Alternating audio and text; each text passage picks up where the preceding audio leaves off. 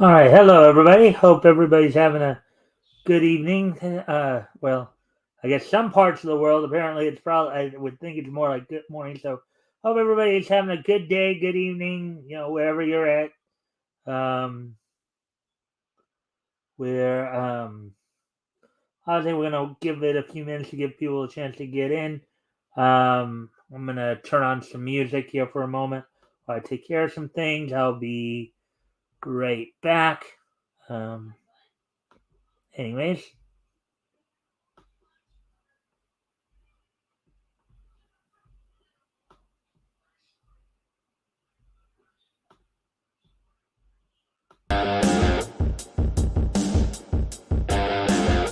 I'll be right back.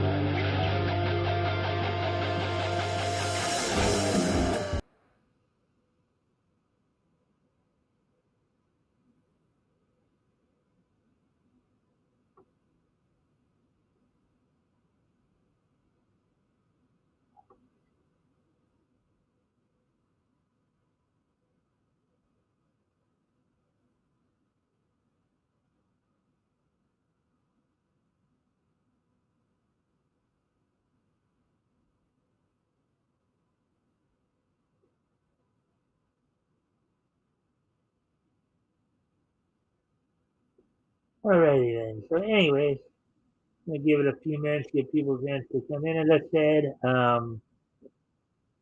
there, you know, the gummy bears bouncing here, there, and everywhere. Find adventure that's beyond compare. They are the gummy bears. They are the gummy bears. Life is like a hurricane here in Duckburg. Race cars, lasers, airplane.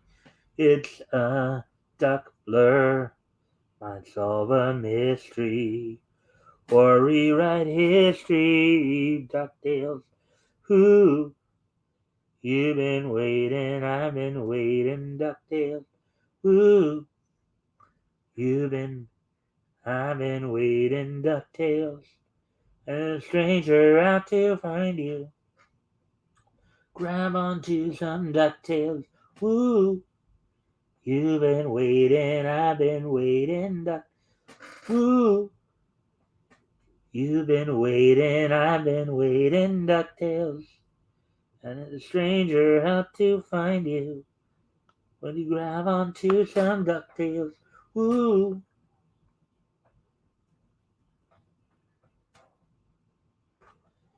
You've been waiting, I've been waiting, DuckTales. Alright, so let's see. A couple more minutes. Let's see. Conan, the adventurer. Conan, man of bravery. He's more powerful than any man who spreads his legend across the land and sea. Conan, the mightiest warrior. His quest to undo the spell of Livingstone cast upon his family and drive the evil serpent men back into another and vanquish their evil and cruel wizard Rathamon. Conan, the adventurer. Conan, man of bravery. He's more powerful than any man who spreads his legend across the land and sea. Conan.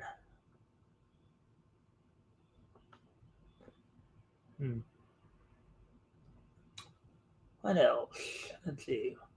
We're just waiting for about another minute here before we'll get started. Let's see. What else? La la la la la la la la la la. La la la la la la la la la la la. La la la la la la la la la la la. La la la la la la la la la la. Scooby-Dooby-Doo, where are you? We got some work to do now.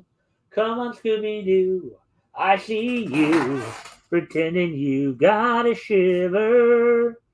You're not fooling me, 'cause I can see the way you shake and shiver. You know you got a mystery to solve. Scooby-Doo, be ready for your act. Don't hold back. And Scooby-Doo, we're gonna have double Scooby snap. Hey, Bianca, that's a fact. Scooby-Dooby-Doo, where are you? You're ready and you're willing, and we can count on you, be Scooby-Doo. No, we'll catch that villain. Hey, Bianca. Yep. Just okay. We're past the 8-minute mark now, so I guess it's a good time. We got somebody, at least one other person in here, so I think it'd be a good time to go over what we're going to be going over tonight. So basically got 12 articles to go over tonight, all from CBR. 9 anime. Well, actually no, one from Bounding into Comics, and the other 11 from CBR. 9 anime articles, 2 comic articles, and 1, kind of television and TV animation article or cartoon. And if you guys haven't already, if you guys can like and share the stream for me, see if we can get some more friendly people in here. If you haven't already, that'd be very appreciated.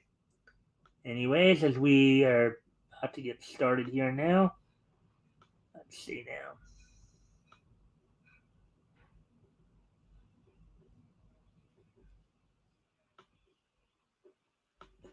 Get into our first article here. We'll be going over.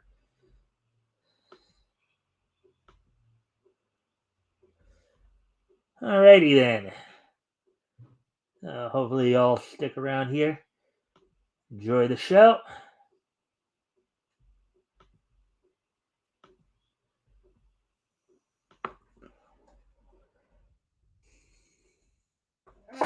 Oculus Rift founder developing working nerve gear headset from quote-unquote Sword Art Online. Article by Nerdigans Inc. published earlier today. On the 10th anniversary of when the fictional game Sword Art Online went live, the creator of the Oculus Rift VR headset, revealed the development of the virtual reality headset based on the series, including its deadly side effects. Oh boy, if you're gonna make something for the real world, why would you want to do it and include the quote unquote deadly side effects? That really doesn't make much sense. Unless you like the idea of putting people in the comas.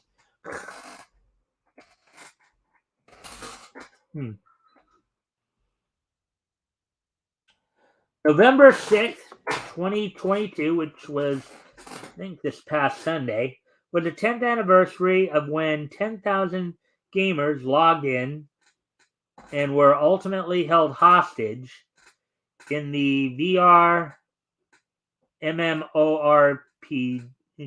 Basically, so what that all stands for is virtual reality multimedia online role-playing game. Sword Art Online, by fictional creator and antagonist of the light novel and anime, Akihiko Kayaba. The only way out of the virtual world of Aincrad is to complete all 100 levels of the game. However, if the player died in the game or if the nerve gear was abruptly removed, the player's headset would unleash a powerful microwaves upon the brain, effectively killing them. Yeah, very similar. It's kind of funny because it was some of these mangas and animes that are based on art on these multimedia online, like Sword Art Online is obviously one of the more recent ones, but you kind of had that kind of perilous situation in the Dot Hack series as well.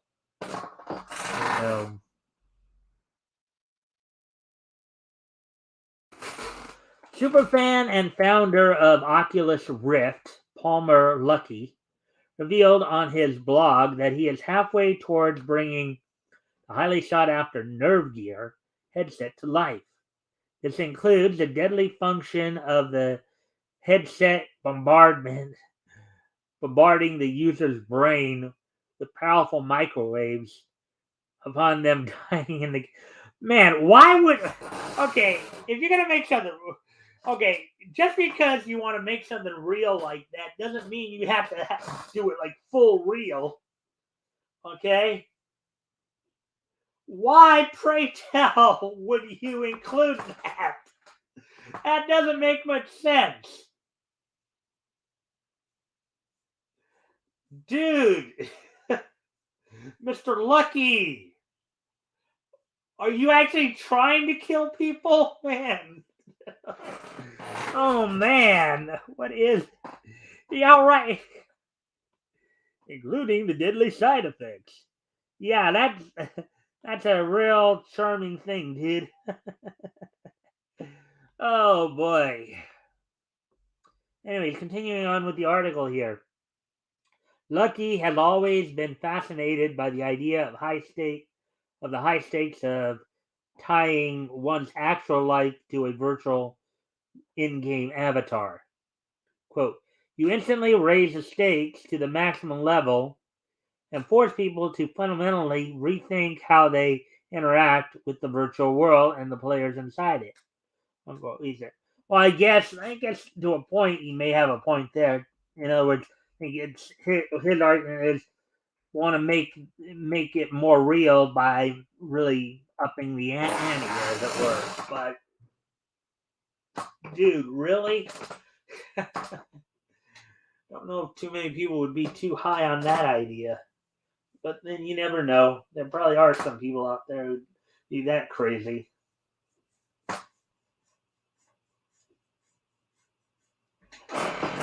Anyways, quote, pumped up graphics might make a game look more real, but only the threat of serious consequences can make a game feel real to you and every other person in the game, he added. Quote, this is an area of video game mechanics that has never been explored despite the long history of real-world sports revolving around similar stakes, unquote. Oh, boy. I wonder if this is actually a gag or if this is seriously for real. This guy is pretty much, in a way, this guy is kind of admitting that he plans on committing murder because he's basically he is knowingly putting a product out there that could kill you. Okay, such foresight is what turns in even in legal parlance what goes from being a killing to murder. This guy is knowingly putting something out there that he knows could kill people. So I'm hoping this is a joke. I'm hoping for everybody's sake that this guy is joking and he's not actually putting product out there that could actually kill you. I mean, and instantly kill you. Not just I mean, people would argue, well, cigarettes and alcohol can kill you too, but people get into that, and which is true enough there.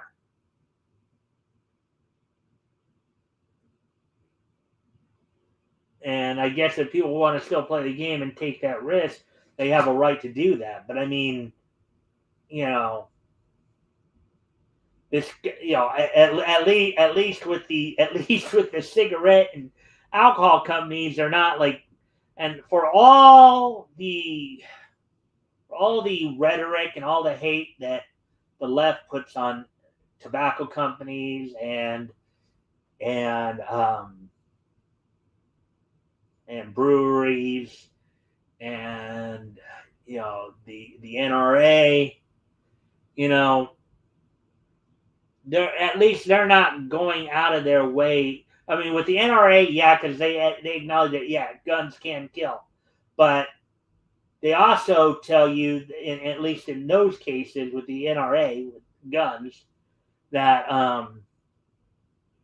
those who can use the guns responsibly should still have them, and they leave it for people to make that choice for themselves and don't try to, you know. But at least with like the alcohol and tobacco side of it, at least those companies don't go out of their way to tell you, oh, by the way, we're producing a product that we know will kill you. You know, granted, they still might, they still get charged with manslaughter in that case, but if there was such a thing. But again, when it comes to cigarettes, when it comes to tobacco, or as I guess ATF, alcohol, tobacco, and firearms. When it comes to that kind of stuff, it's still left up to the individual they have the right to make the choice for themselves if they want to engage with that or not. But this guy is like, at least, as I said, at least with those companies, they don't go out of their way knowingly, admitting that they're producing a product that can kill you. This guy is outright acknowledging that. Let's see. The good news for Sword Art Online and gaming enthusiasts is that Lucky is at the halfway point to recreating the perfect functioning rendition of the Nerve Gear. Unfortunately, he has only managed to calculate the equations of recreating the lethal half of the nerve. Oh, God. Dude. According to Lucky, this guy must think he's lucky. I guess he identifies as lucky, but maybe he is lucky. But anyways, the Nerve Gear contains a microwave emitter, which can be overdriven to lethal levels. The function was something fictional creator Akihiko Kayaba kept secret from regulators, contract manufacturing partners, and even his own employees. I wonder why. I wonder why. However, Lucky has struggled to recreate this aspect of the nerve gear without without attaching the headgear to a gigantic piece of equipment like Yuki's cuboid seen in the second season. Something like that. Hmm.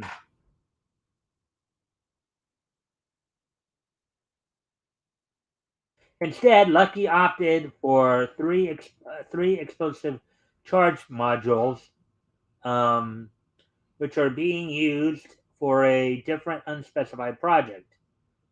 Then tied to a narrowband photo sensor that detects the headset when the screen flashes red at a specific frequency.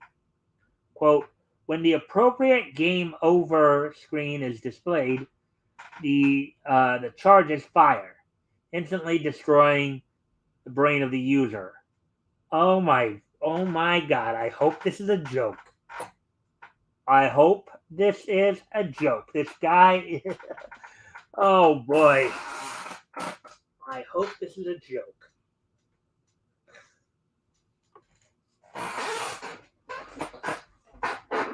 Lucky has confirmed he next plans to recreate the anti-tamper mechanism of the headgear of the nerve gear, which makes it impossible for the user to remove or destroy the headset. He recognizes the massive amount of risk which come with the huge variety of failures that could occur and kill the user at the wrong time.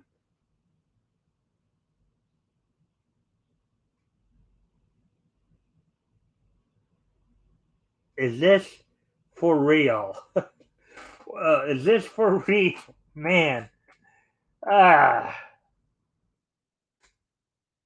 Quote, this is why I have not worked up the cojones to actually use it myself. Of course not.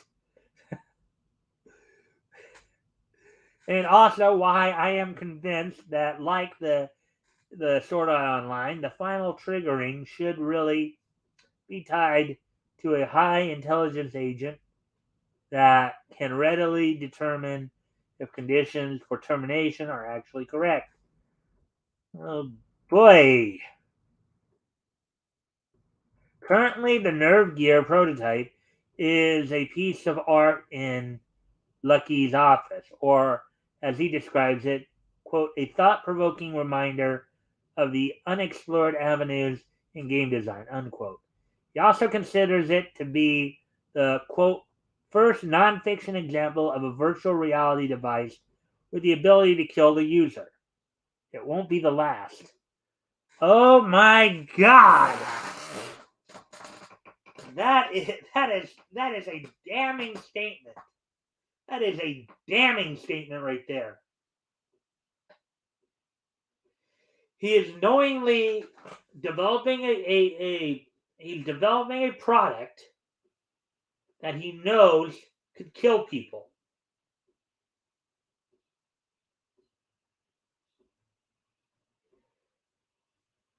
This goes beyond negligence.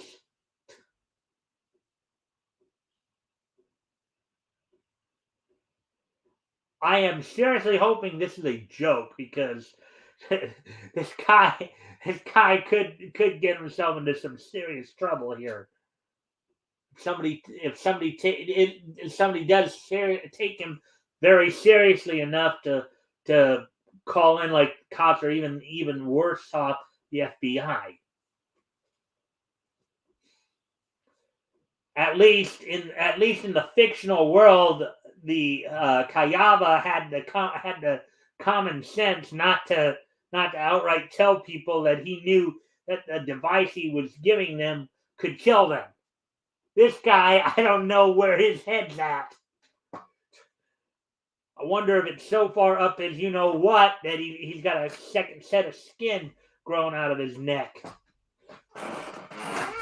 Ah. anyways, with all that being said there,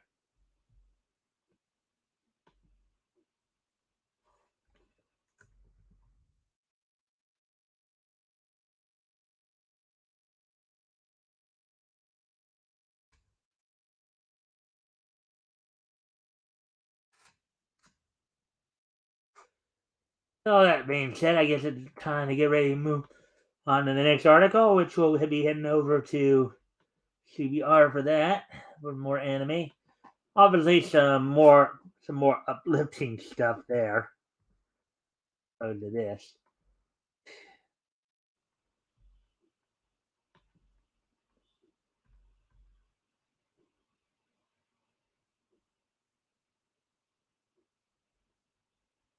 All right. So, anyways,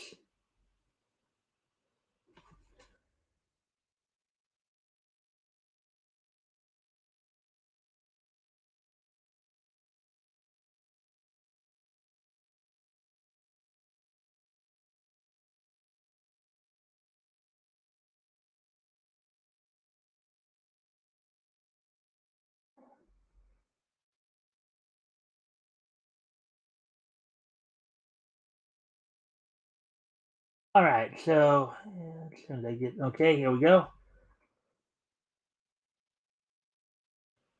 Here's the next article we're gonna be looking at here.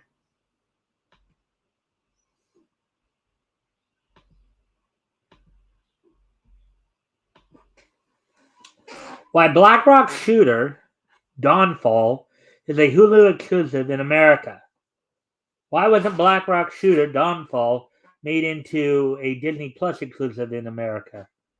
And what does this mean for the future third-party anime titles? Article by Paige Villison, published a day ago. It was still inside a day when I made this. All right, so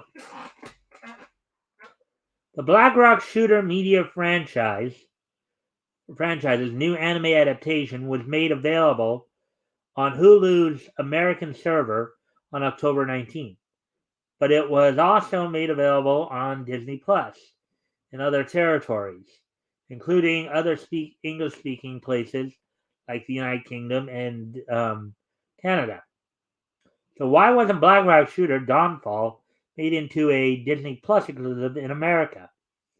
And what does this mean for other third-party anime that Disney Plus might acquire later down the line? What is BlackRock Shooter Dawnfall about? Based on the popular Vocaloid song produced by Supercell, BlackRock Shooter Dawnfall is the latest installment in a franchise that has existed since the late 2000s. While each iteration features an entirely new plot, it always follows a group of superpowered teenage girls that either battle each other, a greater evil, or both. BlackRock Shooter franchise has already spawned an OVA, an 8-episode anime series, video games, and many more figurines. The latest entry takes place in a post-apocalyptic future in the year 2062. So, from our point, it's like 40 years in the future. An automated workforce, AI, I'd probably be like 87 at, let's see, yeah, 87 at that point. I'm still around. Workforce AI has rebelled against humanity and plans to take over the entire Earth. With its army of machines, BlackRock Shooter, also known as Empress, wakes up with no memories and is told she must fight against this great evil for the sake of humanity's future. Franchise mainstays Dead Master and Strength also make appearances as antagonistic forces that frequently get in the way of Empress and her allies. Why isn't Black Rock Shooter Dawnfall available on Disney Plus's American server? Something a lot of people are probably wondering, or at least people of fan base, I guess.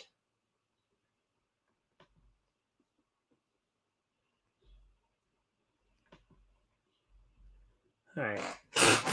There are a number of reasons why Black Rock Shooter Dawnfall may not be considered a good fit for the American branch of Disney Plus's Image.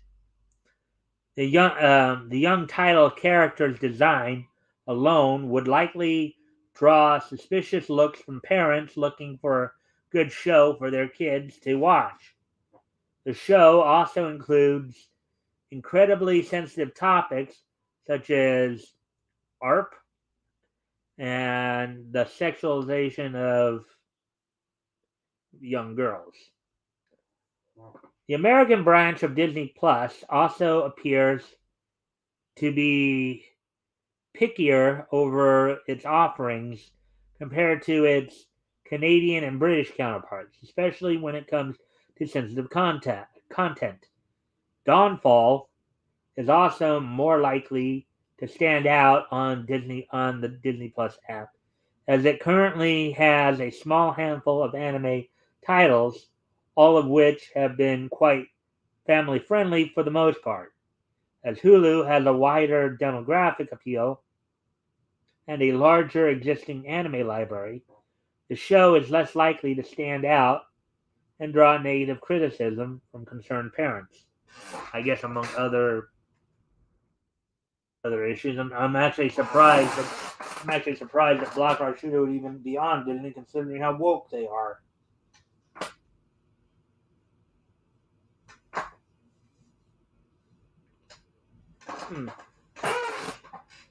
What about Tatami Time Machine Blues and Summertime Rendering? As of this writing, two other third-party anime have been picked up by Disney Plus. Tatami Time Machine Blues will eventually become available on the app's American branch, but there remains no word on which American streaming service will carry Summertime Rendering.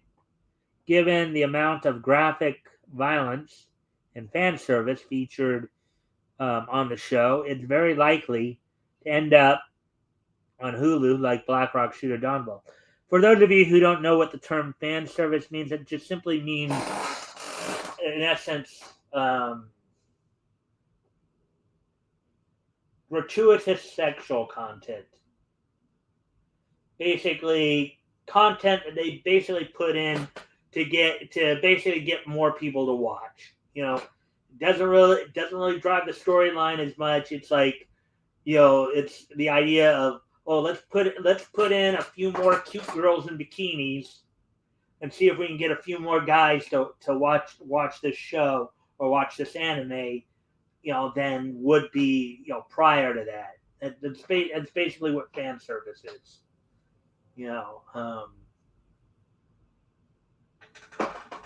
Basically what fan service is. Let's see if any. And of course, as always, I did see somebody did pop in there. So if anything catches your attention, feel free to comment, of course.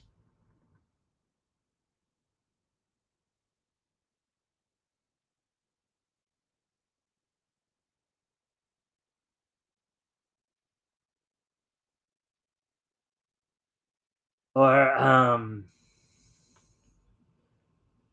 grab your attention, feel free to comment or ask questions. I'll try to answer the questions best I can.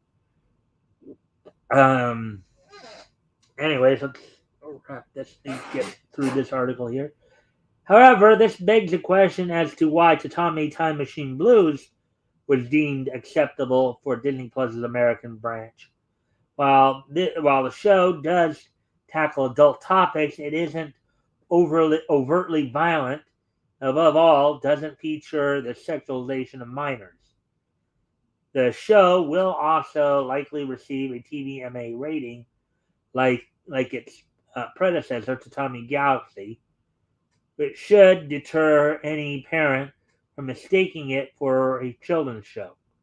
Black Rock Shooter Dawnfall, on the other hand, had received a TV 14 rating on Hulu, which could still be deemed acceptable for some families to watch with younger viewers. Yeah, so TV 14 meaning basically children or they believe that minors as young as 14 could safely watch it and not be overly influenced by it. At the end of the day, regardless of where it's streaming, Black Rock Shooter Dawnfall has now been made available for English speaking audiences to watch. Now it's up to anime lovers to decide whether or not the new series is worth their time. Mm-hmm. There we go with that one.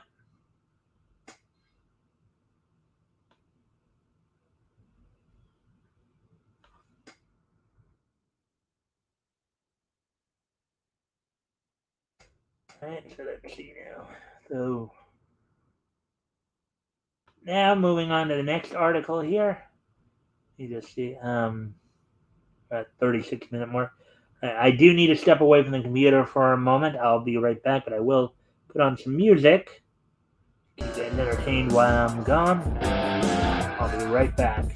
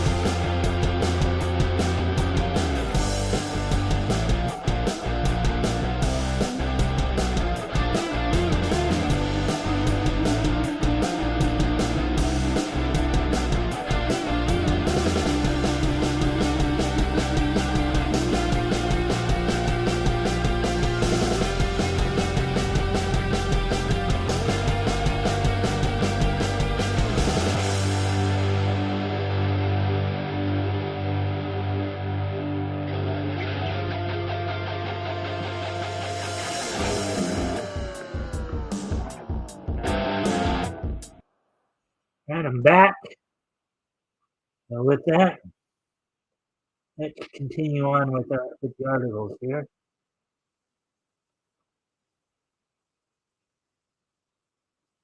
Okay, why Yuyuko Takamiya's Toradora was so much more successful than Golden Time. Toradora's creator wrote a similar light novel series called Golden Time, but it and its anime adaptation didn't reach the same height. Article by Timothy Donahue, published one day ago. I guess Golden Time is the character on the left, or Dora I know is the one on the right there. Right.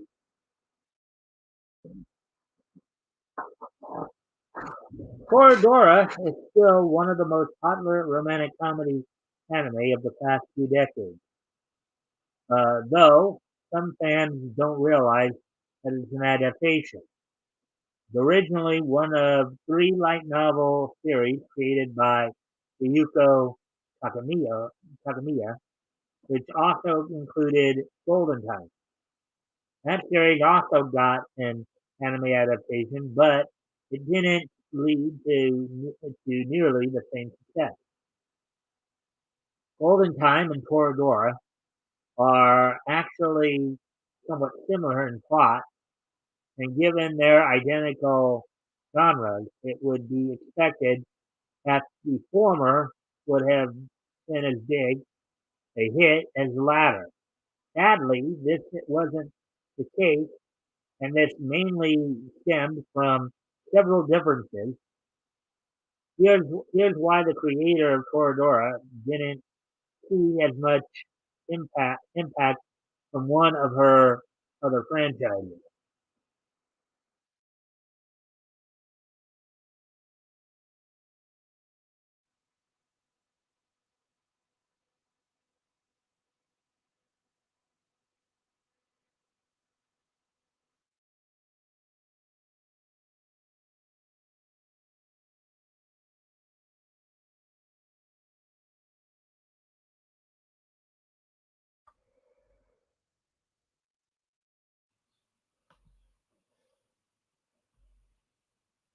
All right, let's see.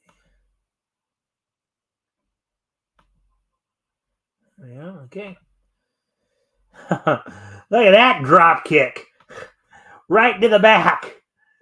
Ah, Toradora and Golden Time are vaguely similar romantic comedy anime. Now, Toradora was cute. I've seen it. It was cute. The plot of Toradora involves a student named Ryuji, who's mistakenly seen as an angry, thuggish young man running afoul of Taiga Aisaka, the quote palm top tiger, unquote. This diminutive menace is also his classmate, with the two discovering each other's mutual crushes, their best friends from childhood.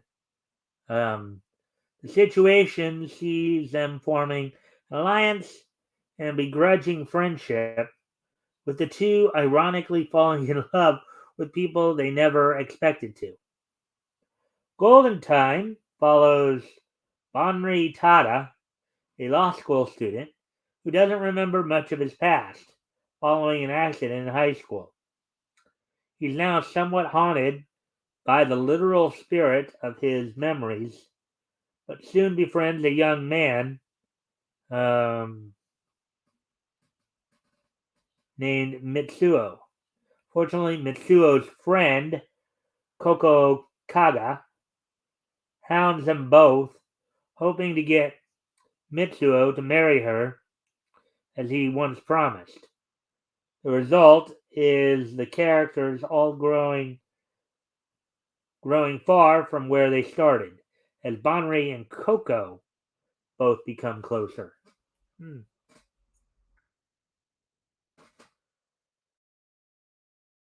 Darker themes and bad pacing kept Golden Time from replicating um, Toradora success. Well, based on what I just read too, I could see that. I could see kind of that happening because darker themes, and because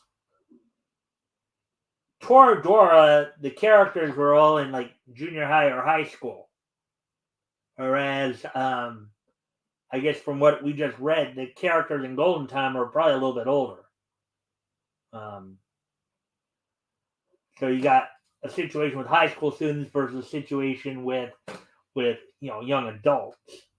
So Golden Time may not have had the same appeal because, of course, 14, 15-year-old kid, 14, 15, 16-year-old kid is not gonna want to watch, two 20-somethings getting romantically involved. They're gonna want to obviously follow characters that are obviously closer to their age, as was the case with Toradora. So, and since now granted, the primary demographic for anime is generally 15 to 25. You do have older people like me who do like it as well, but for the most part, most of your main demographic for anime is 15 to 25. That ranges from basically high school, maybe last year middle school at the lowest. Okay, basically well into graduate studies or young adulthood. So, anyways, darker themes and bad pacing kept Golden Time from replicating Toradora's success. So let's see what they have to say here. Given how much their storylines mirror each other, not to mention being created by the same writer, it's easy to assume that Golden Time and its anime are held in the same regard as that of Toradora. After all, both feature fairly neurotic young ladies as main characters, with their sometimes violent antics adding to the comedy. The two heroines even look similar, although Coco isn't quite as small as Taiga.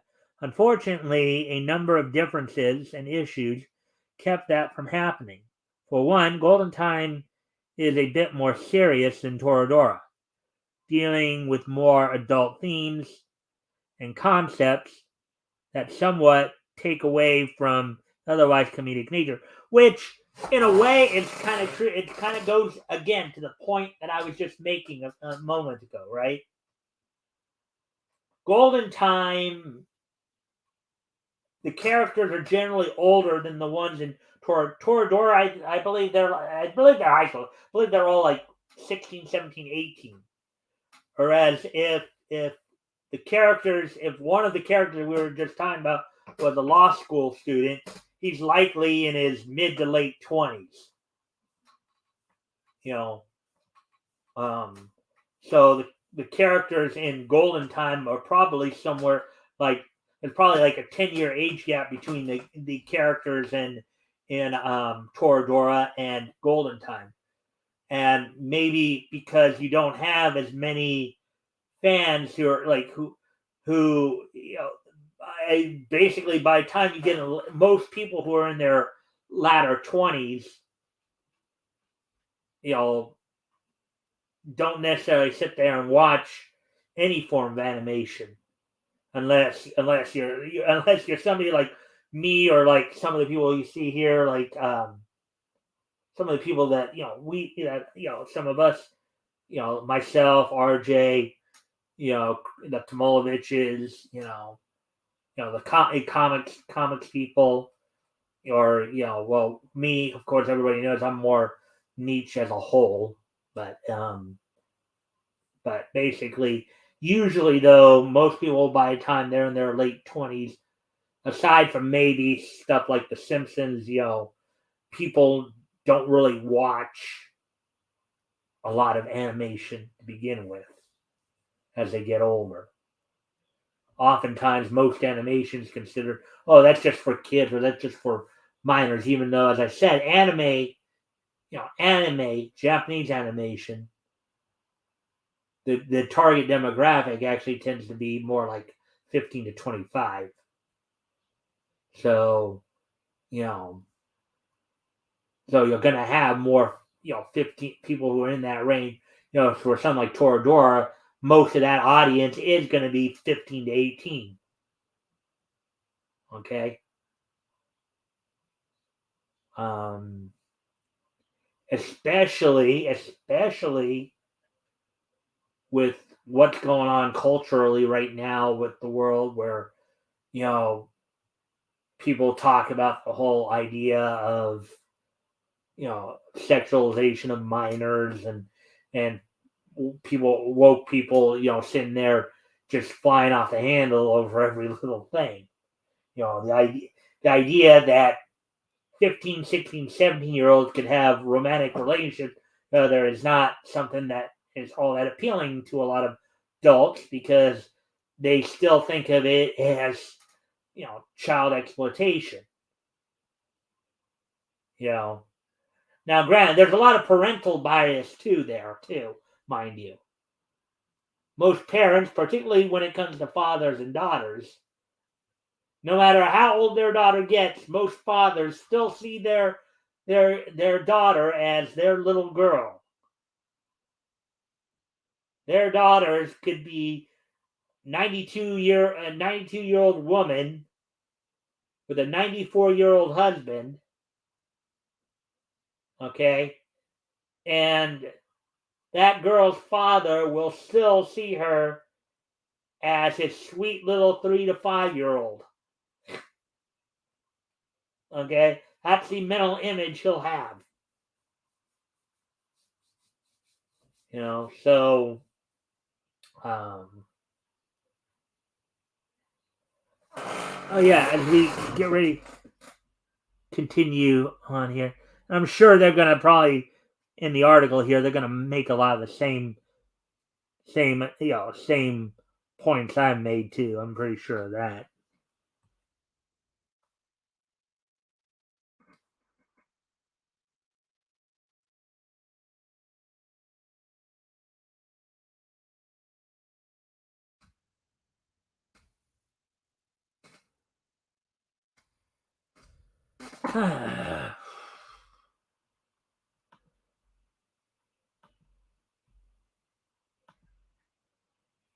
Oh, I have at least been getting some likes and shares. That's been good to see. Anyways, getting back to the article here, let's see. Where are we at?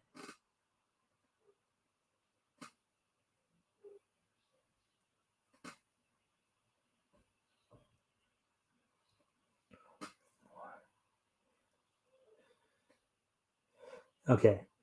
When combined with the law school setting, as opposed to the high school premise of Toradora, it's no surprise that younger audiences might not relate as much. Again, one of the points I made earlier on, right?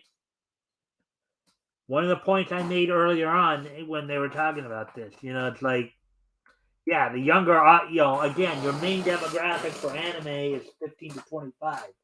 So a law school setting, the characters being more like in their late 20s, maybe at oldest early 30s, those 15, 16, 17, 18-year-old anime fans it's not gonna click as much for them.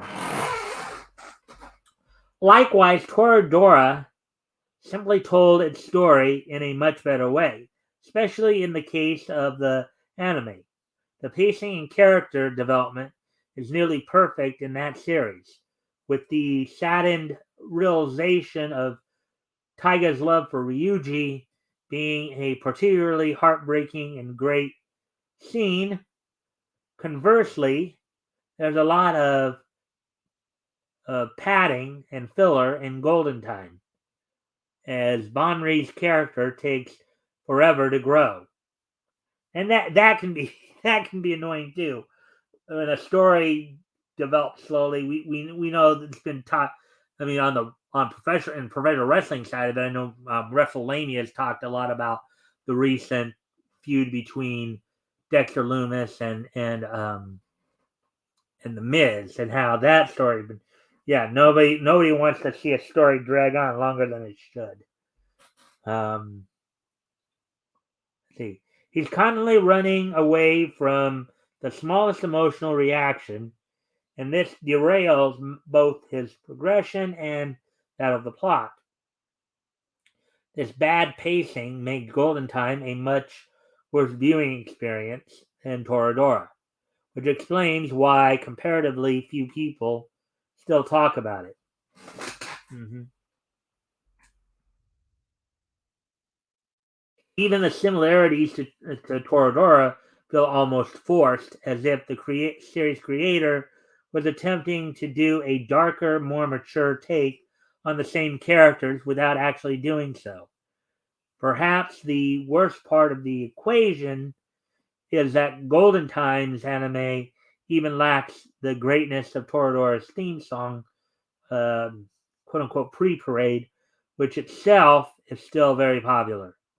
Given these shortcomings, it's no shocker that despite their parallels, Golden Time ultimately failed to hold a candle to its predecessor. Yeah, I mean, they made again a lot of interesting points made there. Yeah, if the mangaka was indeed trying to make like kind of a darker, maybe more mature version of Toradora, it probably didn't go about it the right way. That's basically what they're saying here. You know, now of course I haven't seen Golden Time myself. I have seen Toradora. Toradora is a very good anime. It's very cute in the way its story is told. You know, the interactions between the characters is sweet to watch too. Um, but obviously, if you're going to try to translate that to, let's say, an older demographic, then obviously you have to make adjustments to reach that older demographic. Okay, and as I said earlier, the primary demographic for anime is 15 to 25. Not to say you don't have older people like myself who aren't into it. Not to say that anime can't no matter what genre of anime it is, can't necessarily appeal to those who are late 20s, 30s, 40s, or 50s, but it's not. But for the most part, that's not necessarily who the target audience is. So, anyways, getting ready to move on to the next article then.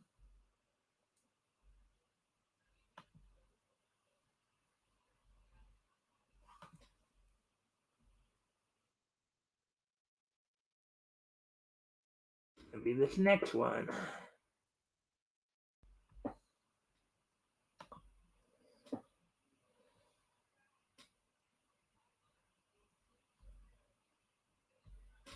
We are making good time here then.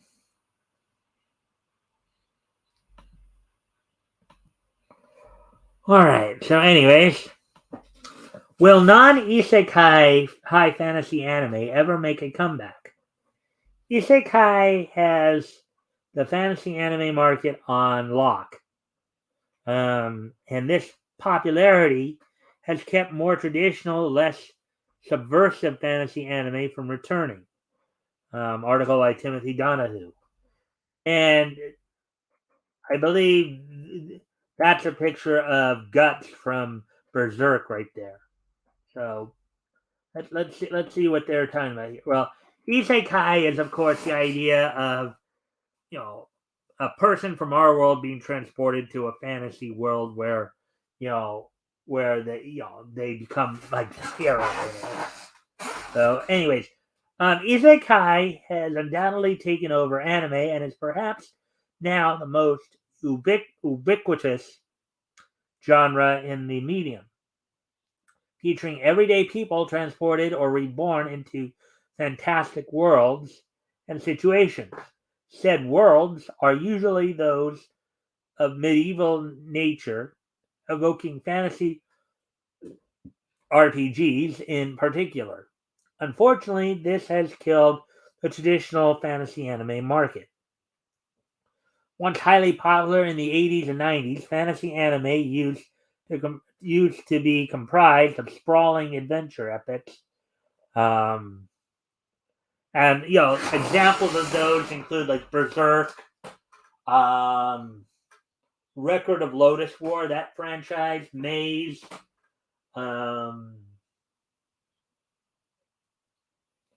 let's see, Grenadier, let's see, Legend of Arslan, Kingdom. Kingdom's probably more recent one. Yeah, so let's see.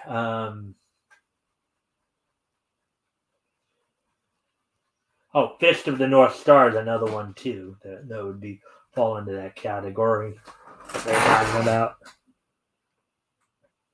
All right, so with the rise of isekai, however, this has sadly begun decreasing more and more. Now, fantasy anime is almost entirely comedic isekai, and that's unlikely to change. Yeah. Old school fantasy anime were far more serious than today's isekai. And of course, here's a pick from Record of Lotus War. Now that one's a real good one too. Let's see, another one I just was reminded of course, remembered was Legend of Himiko. That's another one. Now that one's got both isekai and fantasy elements here as well. But see. Some modern anime fans might not recognize older fantasy titles in the medium.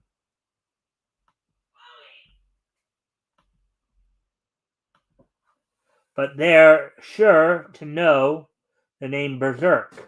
The dark, gritty, and violent series is renowned for just how gritty it gets. And while others aren't quite bloody, they're somewhat similar in scope and tone. Yeah, and then Berserk was so popular. The original Berserk anime, of course, was 25 years ago, back in 1997. I think just a few short years, about 6 years ago, 2016, I believe it was, they rebooted it and did it again. But yeah, but anyways, similar to Western fantasy novels, these anime featured epic clashes between warring class or heroes undertaking legendary quests. Two examples are Record of Lotus War, what I just referenced, and Tower of Druaga. Both based on series inspired by tabletop RPGs. Yeah, as I said, Record of Lotus War was a very good one. I'd highly recommend, if you haven't seen it, go out and watch it. It's a very good anime. Elves, dwarves, and vile wizards abounded in these stories. And this may have been the problem. Remixing tropes and archetypes that had already become trite in the West, there was a definite need for something new in order to make the concepts interesting in anime form. Likewise, so many of the harder-edged fantasies were OVAs. In the same vein, the first season, the 13-episode Record of Lotus War, I believe, was the OVA, and then the 27 episode Record of Lotus War Chronicle of the Heroic Knight, that was the actual anime series. So I believe that's was the case, or it could have been the other way around. But anyways, let's see.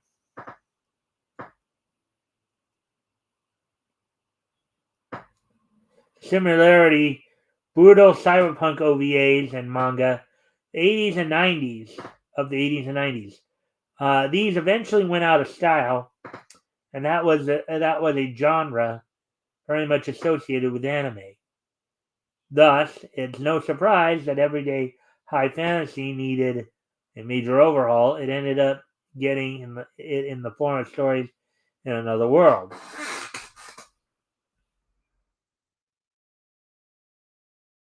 Isekai will replace normal fantasy anime for as long as isekai is popular. That is kind of true in that potentially where you're going off into another world altogether, or you're just simply going into the past, or to a time space where where it's more of from a story, like we're talking about like knights, elves, dwarves, wizards, and all that.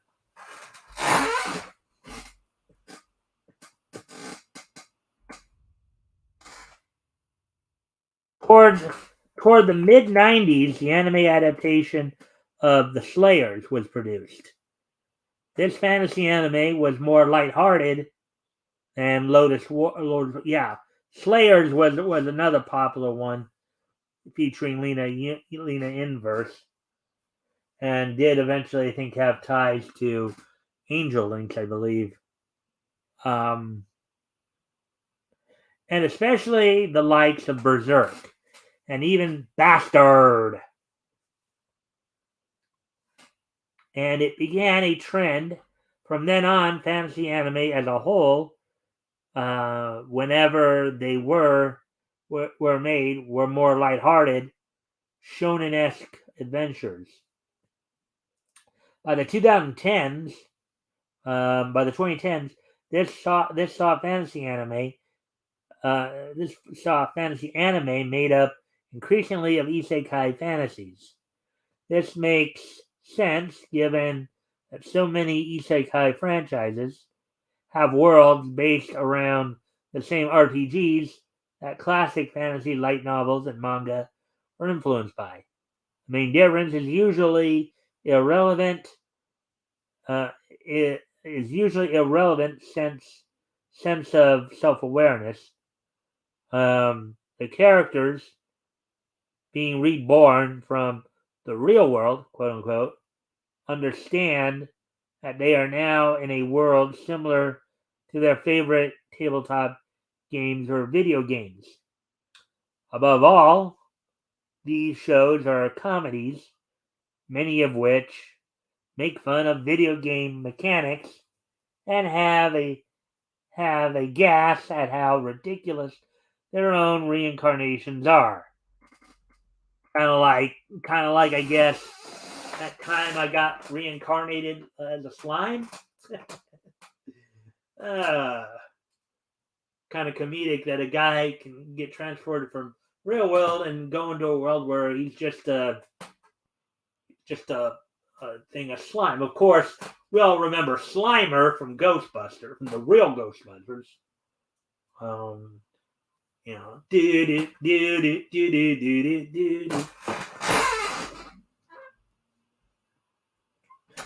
Yeah, so let's see now. Then there are elements of isekai that perhaps garner the most criticism: harems and power fantasies. Many isekai stories have male characters reborn into a world where they're suddenly surrounded by beautiful, buxom women. On top of that, they usually have powers or techniques that put them above those they encounter. Examples include the overpowered hero, quote unquote, of Overlord, and even the seemingly outmatched Rimuru from That Time I Got Reincarnated as a Slime. These concepts obviously appeal to the mainly young men who consume these stories in light novel, manga, and anime form, which explains why so many isekai anime are produced every season. Because a lot of guys can't get enough of that. Because, as I said, the power fantasy. I mean, what guy hasn't had dreams of having a bunch of beautiful women at his beck and call? What guy hasn't? Okay, maybe those who quote unquote play for the same team, as it were. Um, but straight heterosexual men have had many a fantasy about having 3 to 5 women constantly at their beck and call, no matter, and the comedy that spawns from that, um, like the proverbial walking in on a girl taking a bath, on a naked girl taking a bath, you know, and the comedy comes out of that, you know.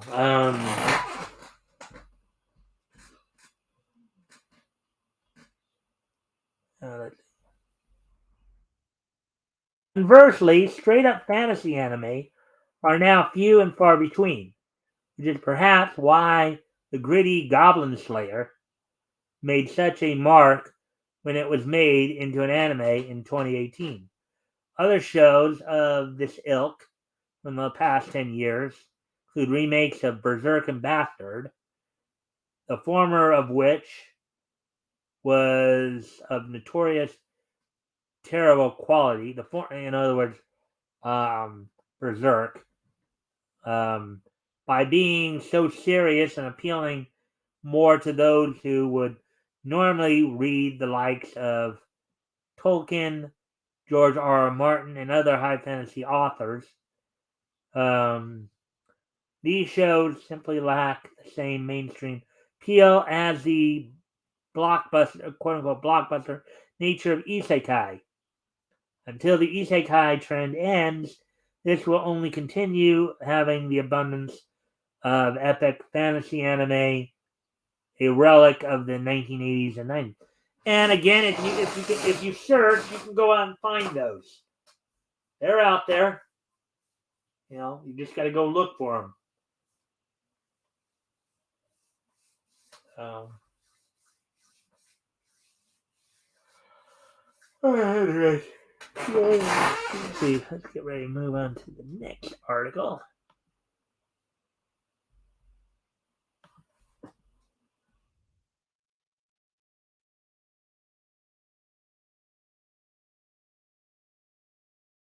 All right, here we go. Here's our next article that we're gonna hear. Let's see if anybody's popped in to say hi yet. Nope.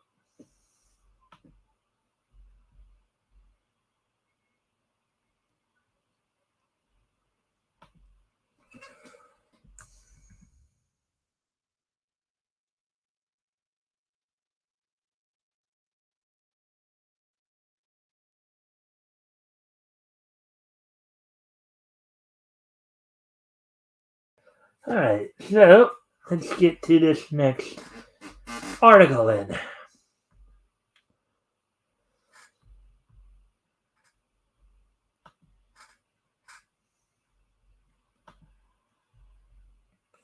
All right, Lucasfilm and Studio Ghibli announced a mystery collaboration. Studio Ghibli, the renowned anime production company, releases a brief teaser trailer for a mystery project in collaboration with Lucasfilm. Article by Brad Lang, published 12 hours ago. There's Darth Vader, and I guess that's a Ghibli character right there. Studio Ghibli may be taking a trip to a galaxy far, far away. The beloved animation house posted a brief video to its Twitter page that simply features its logo, which is preceded by the introduction Lucasfilm attaches to its projects. While it's currently not confirmed that Studio Ghibli is working on a Star Wars project, many fans have taken the post to mean that a collaboration is officially underway. At the time of writing, virtually nothing is known about the production. That might be interesting, seeing Studio Ghibli's art with Lucas's writing there. Might be an interesting combination, to say the least. Given the scarce details, fans have taken to speculating about the project in question. Some are insisting the studios are working on an animated movie set within the expansive Star Wars universe in Ghibli's signature art style. Others have noted that Lucasfilm owns the rights to several other properties, most notably Indiana Jones and Willow, um, both of which are set to make a return in 2023. More important, on the collaboration will likely be shared in the coming months. Now, of course, seeing an Ewok, maybe seeing an Ewok drawn, uh, maybe seeing an Ewok drawn in Studio Ghibli style might be an interesting thing to see indeed, or seeing Yoda or C3PO or Chewbacca or R2D2, seeing any of these characters in Studio Ghibli art form might be very interesting to see for some people.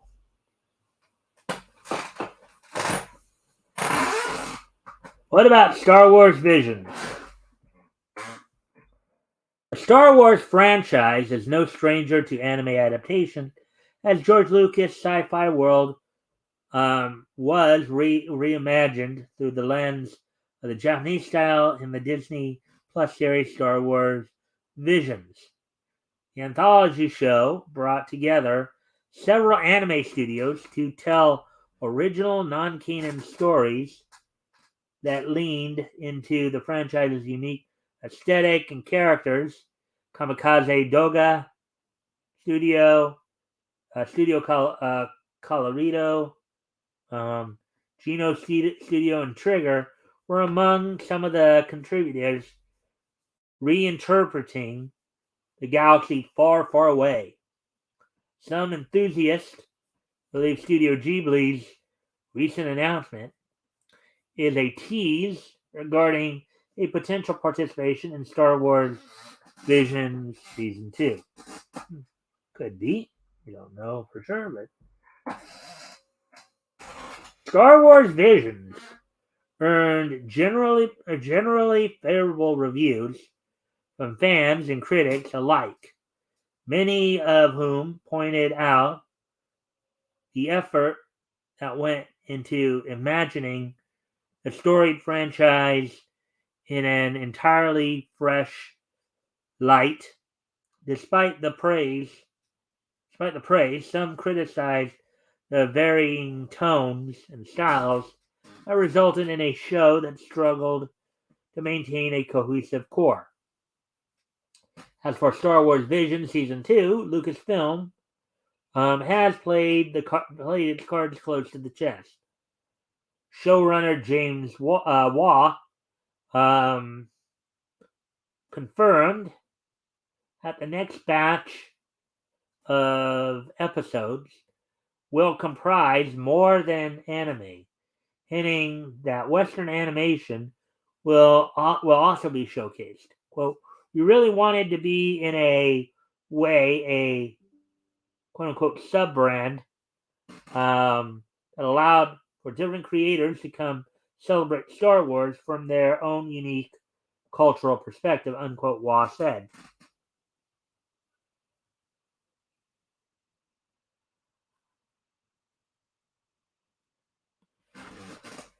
The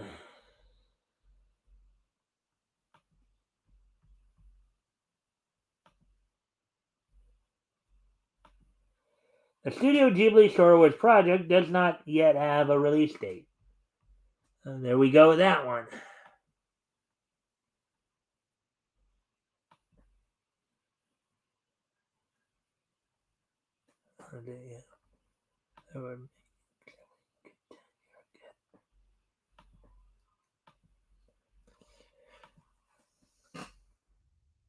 Right. So let's see now.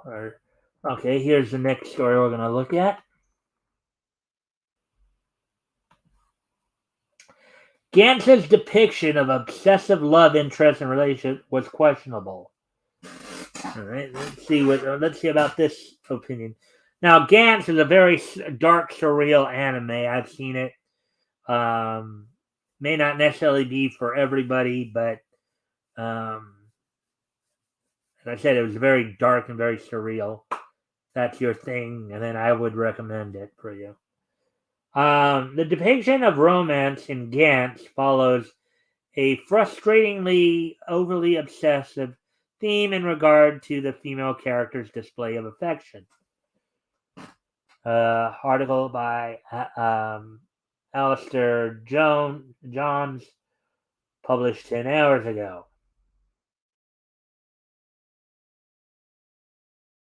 Whilst Gantz is primarily a science fiction thriller manga, spends a good portion of the narrative focusing on the romantic lives of the characters. The protagonist, Kei Korono, may be the main recipient of these idealistic storylines, but he is certainly not the only character to have much of their arc revolving around love interest and romance. Some characters' very purpose in the manga is to be an offering of love. Okay. Interesting way to put that.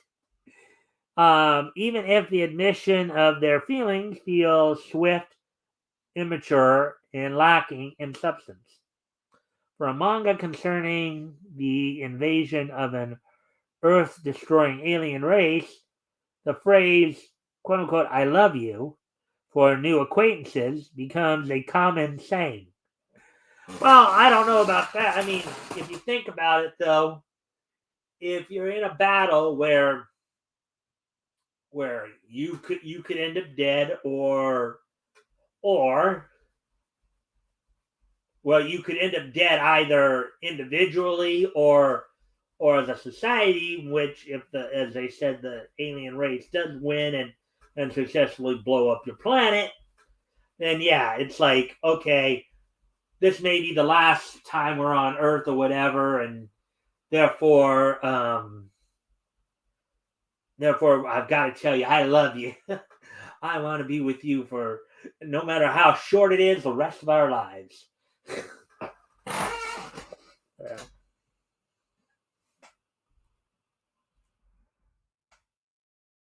The mangaka, Hiroya Oku, appears to have a fascination with the human connection, especially in regard to men and women who find each other attractive. Even during the apocalypse, characters have time to steal sultry glances, contemplate their future homes and children with the focus of their desire, or decide that life's not worth living without a somewhat reliable character who just entered their lives. Questions comes to an understanding of people and how they feel during times of crisis or expecting death, and if living in the knowledge that they could be slain at any moment embodies a sudden belief in true love. Yeah, it kind of what I was alluding to in my analysis there too. You know, in that.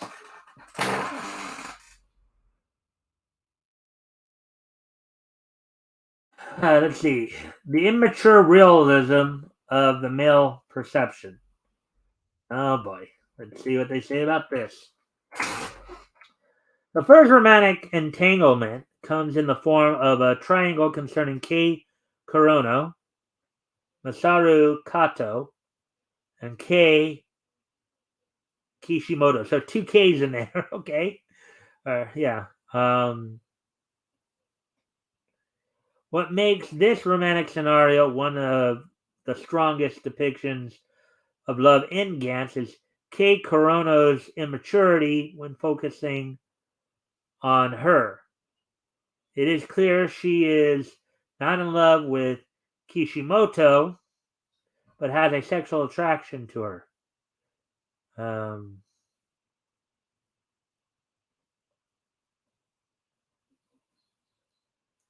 okay. Due to his undeveloped idea of love, Kei and Kishimoto's interactions are nearly all surface level, where the emotional moments are left for Kato and Kishimoto.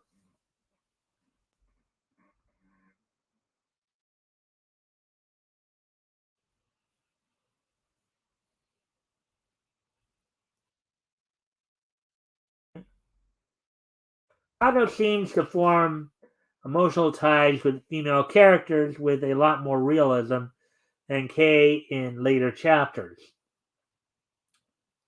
Kato never openly expresses true love or admiration for a female character during the hunt, and sheepishly asks the clone of Kishimoto on a date when they bump into each other on the train station. His idea of romance is far more grounded, steady, and realistic when compared to some of the ridiculous announcements that follow later in the series. For the most part, Oku shows male characters' perception of love as either steady or immature, but believable. But he seems to struggle with the opposite gender. Well, I mean, yeah, it might be because, of course, you know what they say: men are from Mars, and or yeah, men are from women are from Venus, men are from Mars, right?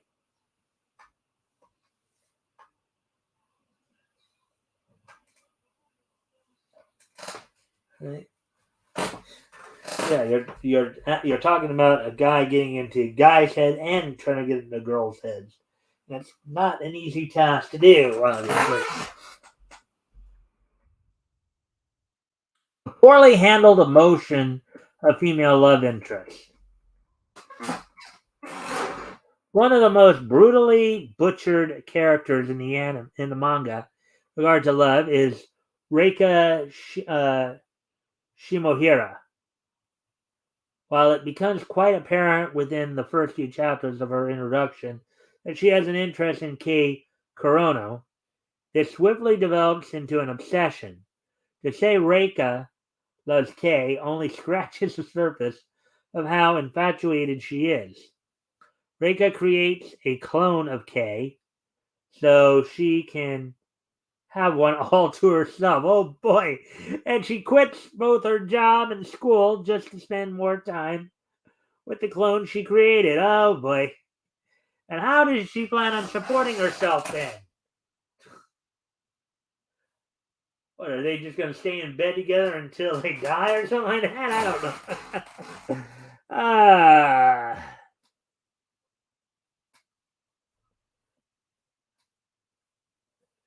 Yeah. Many of her early panels are dedicated to staring longingly at Kay from the sidelines. For a character with such potential, who still performs well within the narrative, much of her storyline is used as an obsessive love interest for the protagonist. Yeah, you have a thing for for a member of the opposite sex so much that you clone them so you can basically have them all to yourself. That is that's quite hilarious. Uh, yeah, why not rub a radiant lamp 3 times and just have a genie poof out and say, and with one of your 3 wishes, ask the genie, "Hey, can you create? I wish for a beautiful woman to be with me for the rest of my life." Right, right. Let's see where we're in the time here. Yeah, we're coming up on an hour and a half.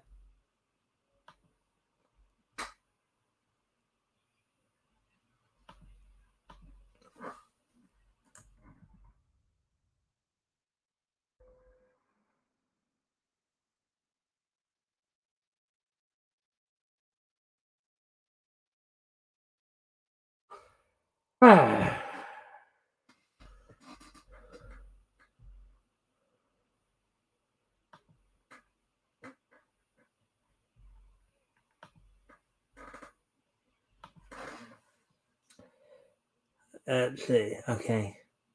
A one off is not beyond the realm of possibility. The world is full of different types of people that approach the concept of love in different fashions. However, this trend continues with Tai Kojima.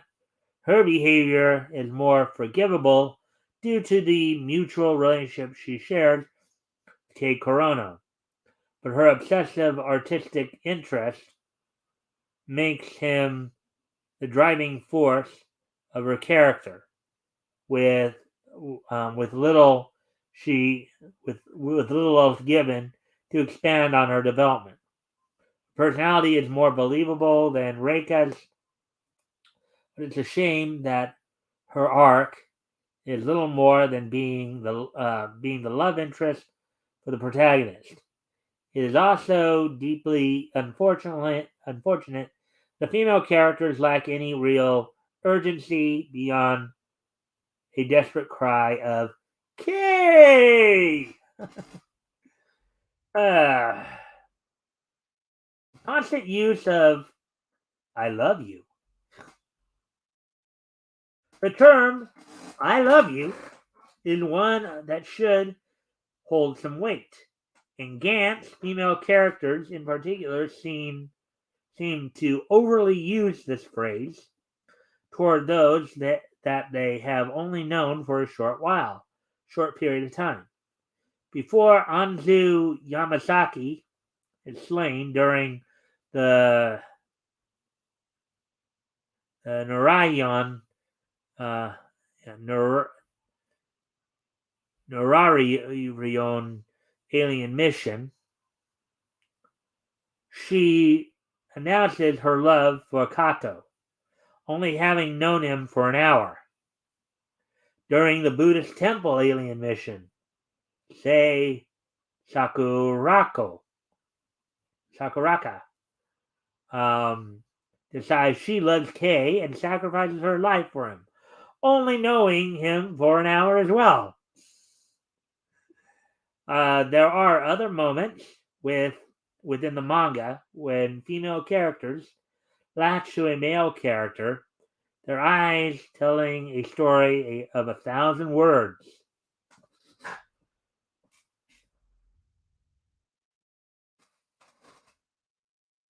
This depiction of female interest in male characters is lopsided and questionable, with Reika being the worst, but others feeling the fire of obsessive love. It feels at times that Oku had a more fantastical vision of female attention over that of reality. Could be argued that due to the circumstances and the characters are in on the edge of death at every turn, their emotions are heightened and feelings connections increased. This may be the case, but it's nonetheless very noticeable that if it affects the female characters far more than any of their male counterparts. Well, that's generally true because it is at least the general belief is that women tend to be more emotional than men. You know, they tend to express a wider range of emotions than men do. So, um, that's at least a general belief. All right, so with that, continue on to the next article.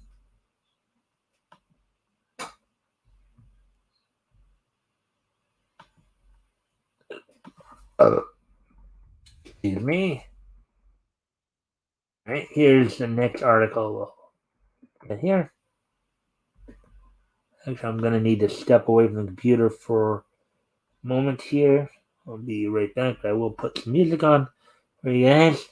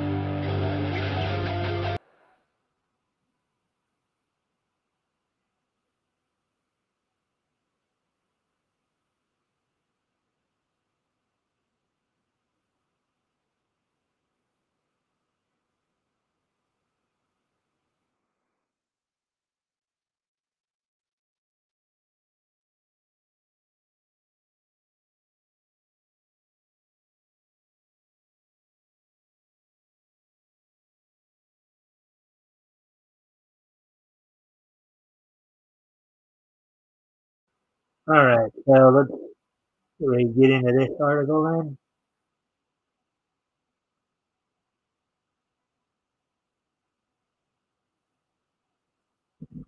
How Witch Hat Atelier sheds an important light on disability. Fantasy series don't often feature characters with disabilities, but Witch Hat Atelier is an exception. Here's how it sheds light on disability. Article by Courtney McClure, published 10 hours ago. Okay, so though the fantasy genre spans a pretty wide variety of characters and stories, it is not known for spotlighting disabled characters. Of course, there are fantasy anime and manga out there with disabled characters, but it isn't the most common experience for fans. Well, of course, most people when they get involved in fantasy anime, the idea is to fantasize your life as being better. So, you know, um, you know, but let's see. So, Witch Hat Atelier is an exceptional fantasy manga created by Kamome Shirahama, featuring a young witch in training named Coco. While Coco isn't disabled herself, a few characters throughout the series are shown to have various disabilities. Here's how Witch Hat Atelier sheds an interesting and important light on characters with disabilities.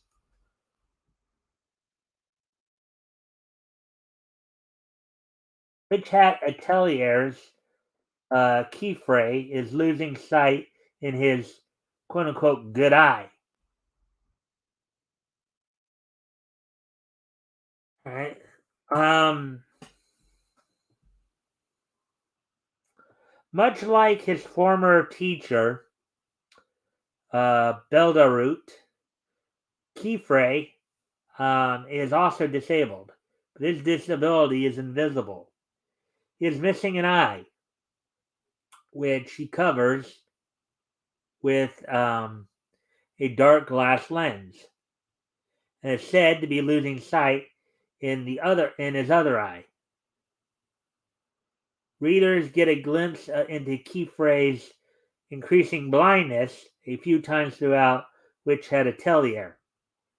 Although the reason for the sight loss in his left eye is unknown, Keyfrey comments that he will likely lose the little sight he still has left in his quote-unquote good eye. Custis and Tarta have disabilities but still play prominent roles.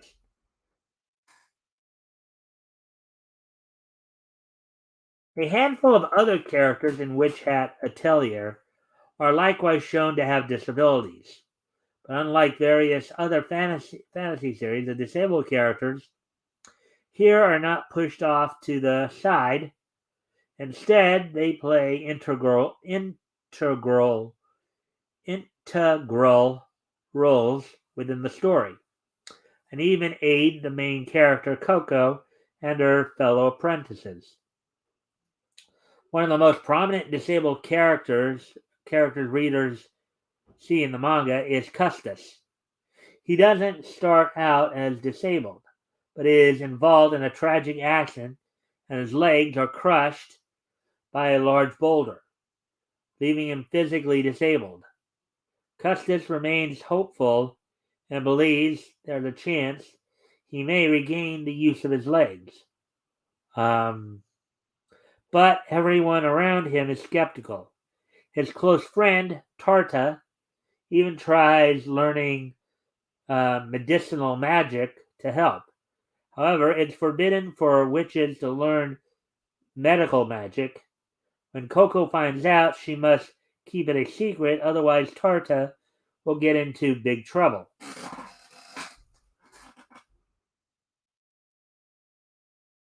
Most of Custis's appearances in Witch Hat Atelier find him using a magical walking chair to get around. However, he becomes fed up with his device and seeks help from Coco and Tarta, asking them to fix his legs using magic, but refuse, and instead make a magical cape for him. Shortly after, Custis meets a brimmed cap witch named Inina, who fixes his legs, quote unquote, by infusing them with wood. Tarta is another important disabled character who appears throughout the series. Aside from the other girls at Keyfrey's Atelier, Tarta is one of the first friends Coco makes.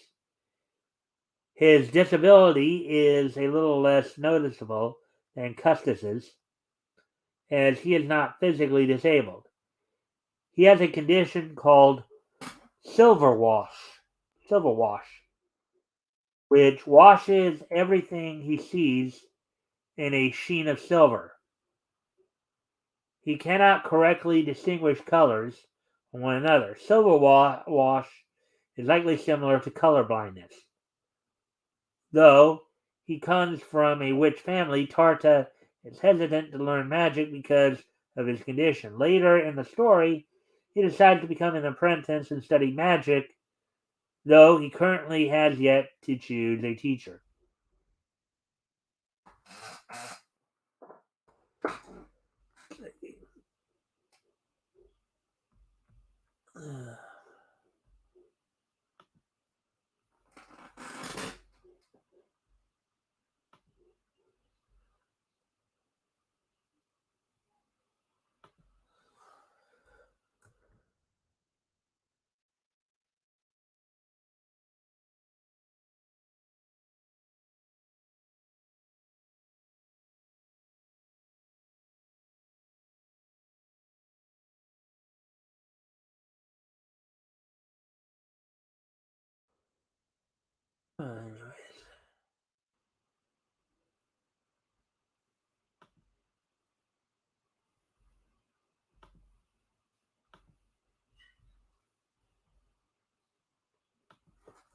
The mysterious Beldarute fills an important role in Witch Atelier.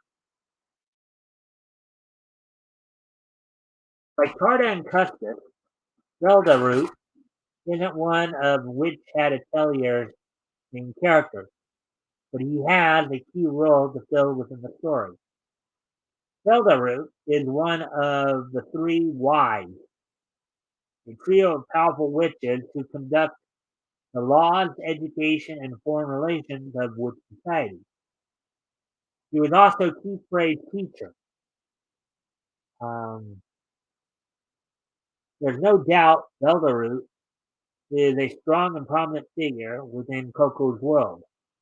During the quote unquote Great Hall arc, where Coco and her friends meet Beldarute, he gives them a test. He wants the girls to show him a unique type of magic that will surprise him. He prefaced this by saying he isn't quickly astonished, and there are a few types of magic he has yet to see. Beldarute doesn't say this to discourage them, though, and his words have the opposite effect, showing the girls the importance of working together. Woke up and found light. Anyway, Beldarute is an intriguing supporting character because little is known about him. Many Witch Hat Atelier fans assume he is physically disabled, but this has never been officially stated. Within the manga, however, readers have picked up on some simple visual cues throughout Beldarute's introduction to make this assumption. When Beldarute is first introduced, he is shown using an assistive aid, a magically laced walking chair. This chair is powered by magical seals and use ram-like legs and horns. It's also highly implied Beldarute is in generally poor health, spends a lot of time laying in bed. And Kamome Shirahama has yet to reveal how he ended up potentially disabled and ill, which had Atelier treats disability like any other aspect of a person. They may see the world differently because of their disability, and that's okay. They do not need to be fixed, and Shirohama displays this clearly by giving them prominent roles throughout the story. Very interesting indeed. Let's see.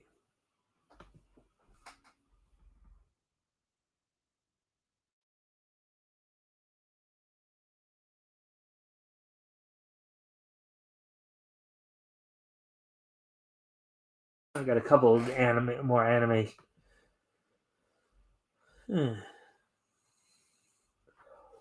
Why Romantic Killer can appeal to more than just rom-com fans. From its characters, humor, and narrative message, Romantic Killer is a perfect romantic comedy anime for those who don't like romantic comedies. Article by Alistair Johns, published 6 hours ago.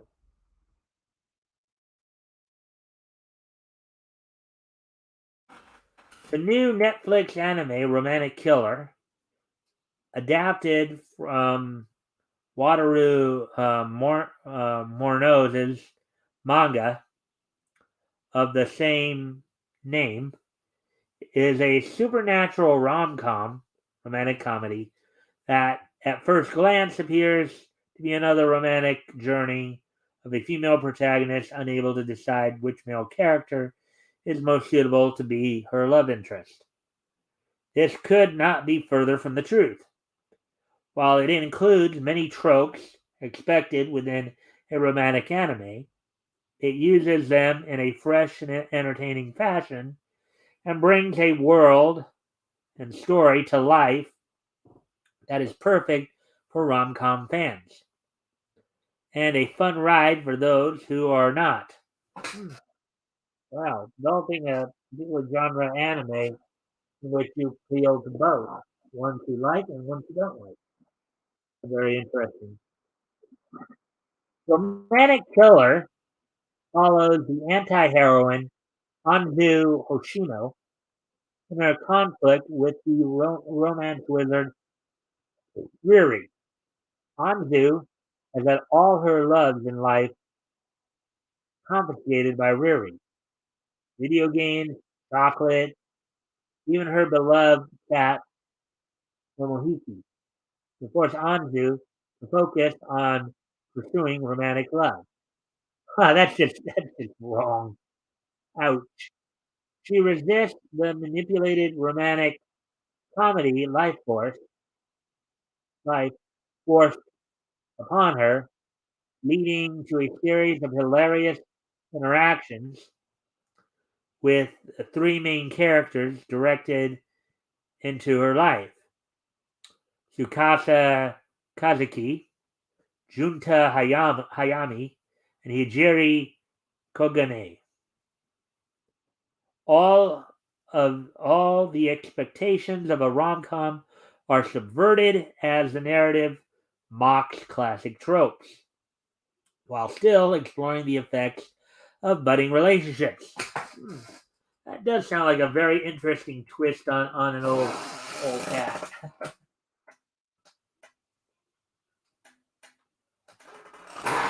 Romantic Killer's humor dances the line of rom-com tropes. Ooh, boy.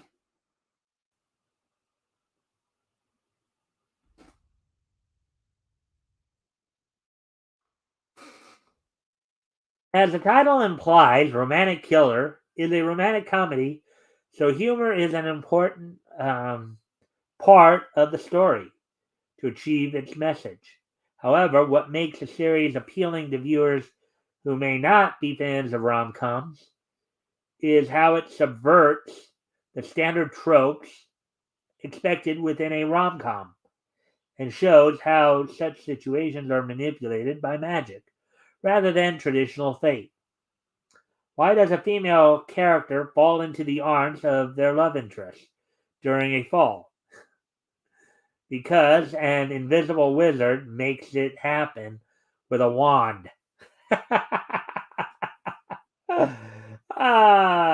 Romantic Killer's slapstick humor may occur a bit too often at times, but that is because Riri is working to achieve their goal. The fact that Anzu keeps falling over or being thrown on top of Kazuki and Junta is because it's such a ridiculous romantic anime trope. Riri is forcing it to happen. This nod to the unrealistic trope of love obsessed grappling is a theme that fans and those not as invested in rom coms alike can appreciate. Romantic Killer stars relatable and dynamic characters.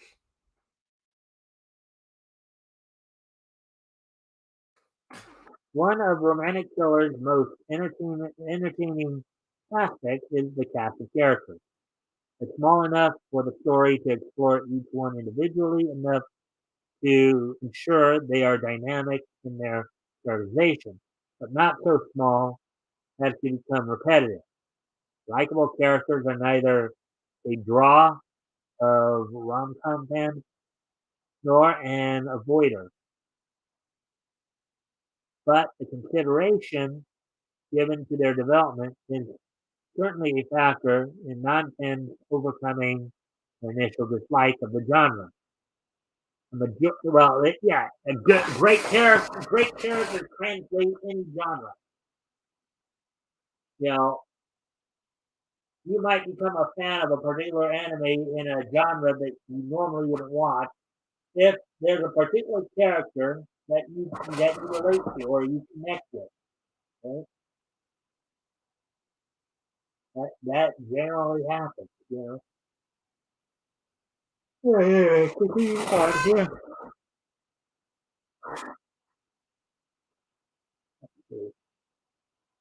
Majority of the direction may be in the ideal of love for the primary characters, but their own individualism, motivations, and worldviews create a strikingly indulging narrative for their journey.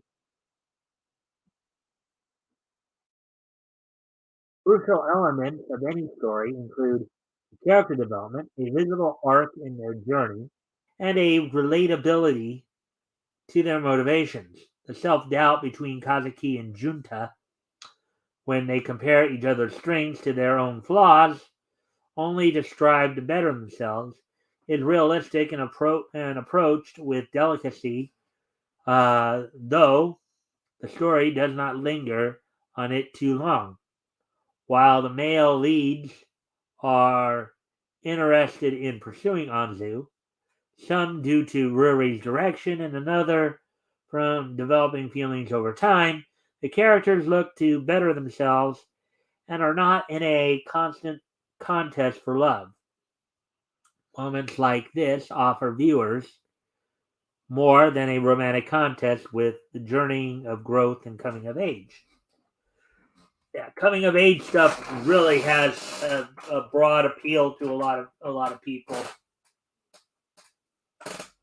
You know, I would say Yusuke Urameshi from Yu Yu Hakusho is Yusuke Urameshi from Yu Yu Hakusho and Naruto from the Naruto franchise are both prime examples of that. Romantic Killer makes perfect use of its female protagonist. Hanzu is one of the most relatable protagonists in any rom-com. Her resistance to change is is and personal focus do not take away from her character, um, but actually enhance it. Yuri forces Anzu on the path of searching for love, removing her pleasures to stop her from getting distracted. However, Anzu was never unhappy with her life beforehand. She did not wallow in the lack of male attention or feel upset that she never went on dates. It is another hilarious subversion from the usual character looking for love and sadly plodding along with their material enjoyments due to failing in romance.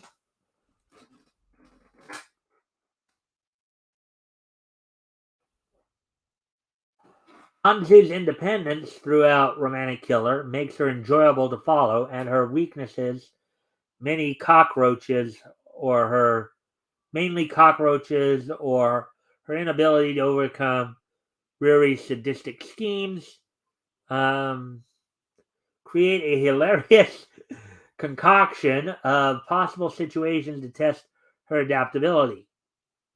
Even when she appears smitten by Kazuki's alluring eyes, the story quickly brings her back to the conflict with Ruri, making every interaction amusing to watch. As a multi-layered protagonist, balancing balancing the idea of a romantic story, comedic value, and realistic growth from the narrative, it makes following her journey far more palatable to those who dislike rom-coms and fresh to those who do. Hmm. What makes Romantic Killer stand out from classic rom-com anime?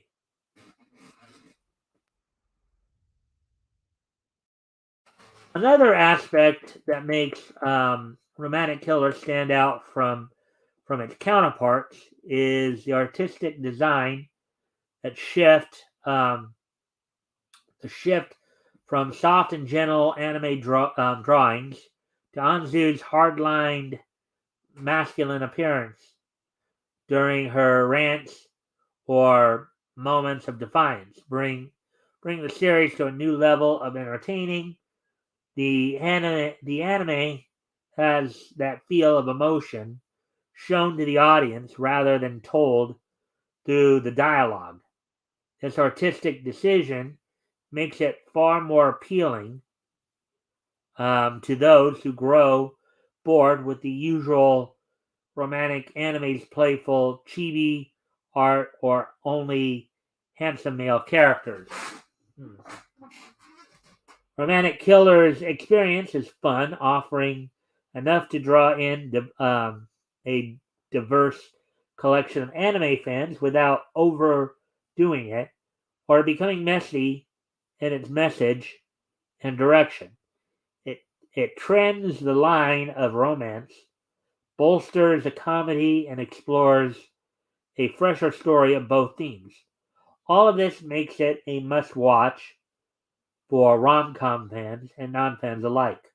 All 12 episodes of Romantic Killer can be streamed on Netflix. Okay, so we're actually right at maybe or just getting a little past the 2 hour mark here. So I'm going to start winding things down a bit, as it were. Um, I did get through a lot of this. Um, maybe not quite as much as, maybe not all of it, but I still got through quite a bit of articles there. So I'm going to go ahead and start winding things down a little bit here. Um,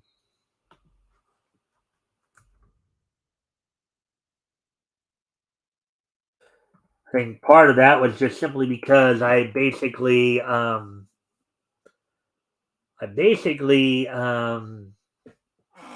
a lot more commentary on many of the major points here, that I found. So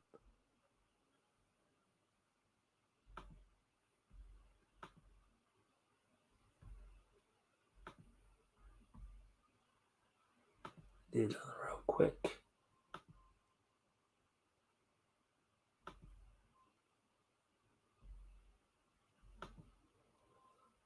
Making a quick adjustment here to something to.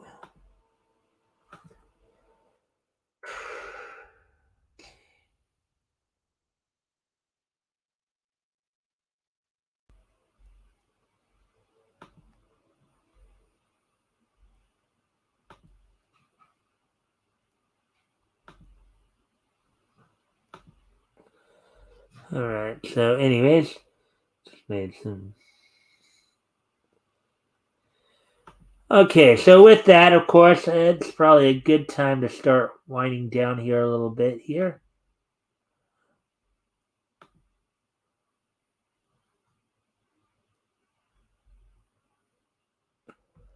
Um, first off, what we're gonna, of course, do here is gonna go do a quick wrestling wrap up here.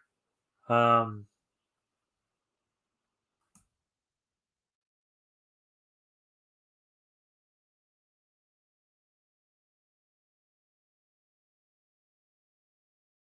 do wrestling wrap up, and then we'll go through this day in each history. So, let's see here.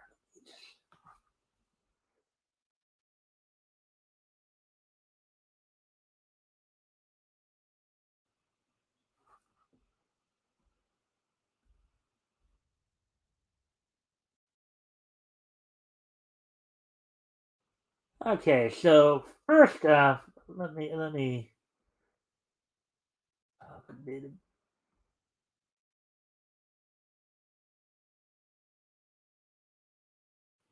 All right. So, anyways, so first off, let's go over some WWE news. Um, so a couple of interesting notes came out of WWE today. First off, they're considering bringing back King of the Ring. But in this case, instead of just having, if they do bring it back, instead of just having the semifinals and finals for the pay per view, they're going to make the whole pay per view the tournament. Usually in years past, when King of the Ring was initially done, it was usually the the preliminary rounds were done, through the syndicated shows and Raw and SmackDown. But and then you'd have the semifinals and finals at the pay per view, ring pay per view with other matches.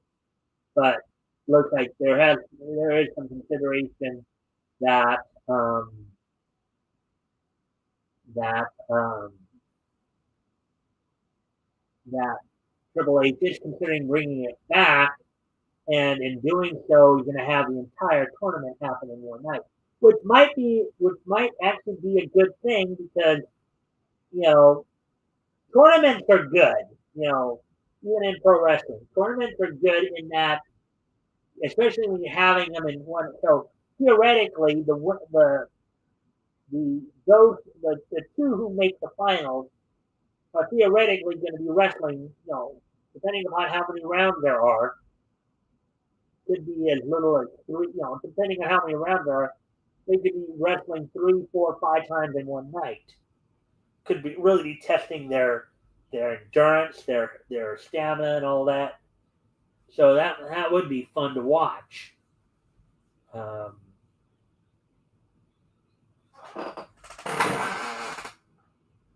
so that would be an interesting thing to bring back. Now, as for some other news too, looks like the WWE has officially retired. Looks like they made an announcement today that they have officially retired the 24/7 title. It was kind of alluded to the other day when, after Sonya Deville had defeated Dana Brooke for it and decided to try to toss it in the trash.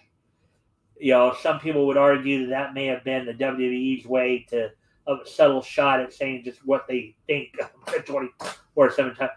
Honestly, for me personally,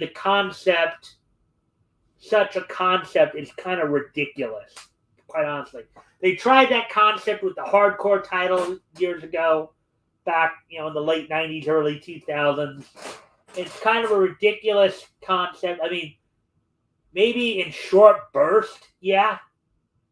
Okay, the idea of sitting there and trying to have a match with, let's say, Crash Holly at a Chuck E. Cheese or something like that, try to pin him in the ball pit.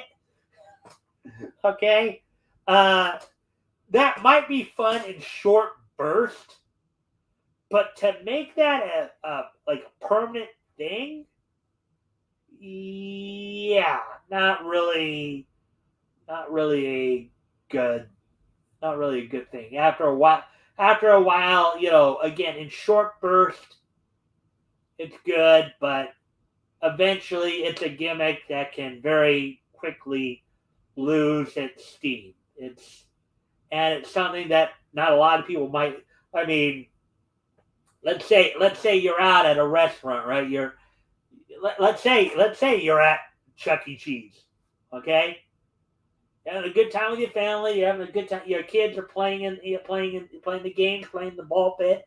All of a sudden, somebody comes in, and you look over, and there's this one person at another table where they're trying to actually lay on top of them in front of your kids, and you're wondering what in the world is going on. Yeah, but probably a good thing that they got rid of the 24/7. The concept is not, in my opinion, anyways, not that smart. Let's see. And one other piece of WWE news as it relates to a former WWE diva, Lisa Marie Varon, who many of you might remember in the WWE as Victoria. She was Tara in Impact in TNA Impact Wrestling. She now has an OnlyFans account. She now has an OnlyFans account. So if you feel like paying the money, I guess she might give you an autographed picture or sign something for you or what have you. But if you're into that kind of thing, so yeah. So anyways, now going on to AEW for a moment. Of course, last night's Dynamite was actually, from what little I've seen so thus far, was a pretty good show. Um, in the 8-man tag between the AEW and Ring of Honor tag team champions, Acclaimed and FTR versus Corbin, Our Glory, and the Guns. The champions won that match, and the night ended with a good 2 out of 3 falls between Bryan Danielson and Cameron Guevara, heading into Full Gear in the 4-way match with Jericho and with Chris Jericho and Claudio Castagnoli as well um, for the um, for the Ring of Honor World Title. Also on last night's show, you had Jamie Hayter defeat Sky Blue. Let's see some other matches that also happened on there. Included Jay Lethal defeating Trent Beretta. Also had Wardlow with a successful TNT title defense over Ari Daivari, only to be betrayed by Samoa Joe afterwards, as this marked the end of Ward Joe, from what I understand, which some commentators said was probably a good thing. Having 2 strong singles champion teaming together didn't seem to make much sense, and I could see their point on that. And then in the first of the 4 World Title Eliminator Tournament first round matches, Ethan Page defeated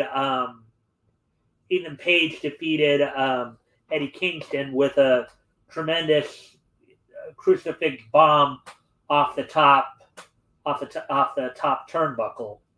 The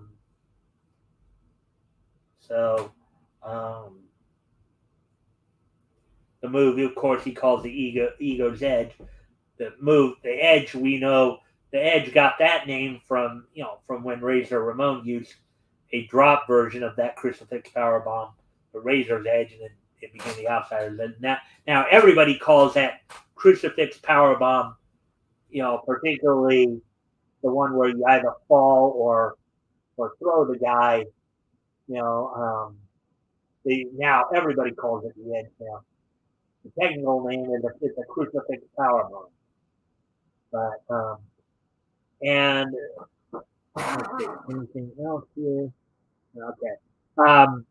Now this Friday on tomorrow's Rampage, of course, they have set up. So the other 3 eliminator matches to get to the second round. Now Ethan Page, who advanced last night, will be facing the winner of the Bandito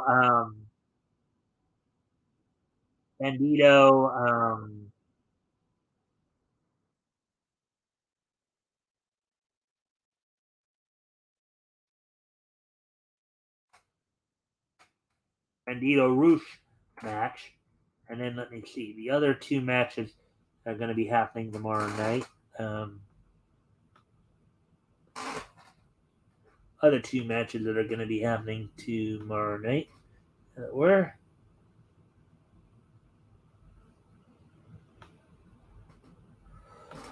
will, of course, include, let's see, Brian Cage will be taking on Dante Martin.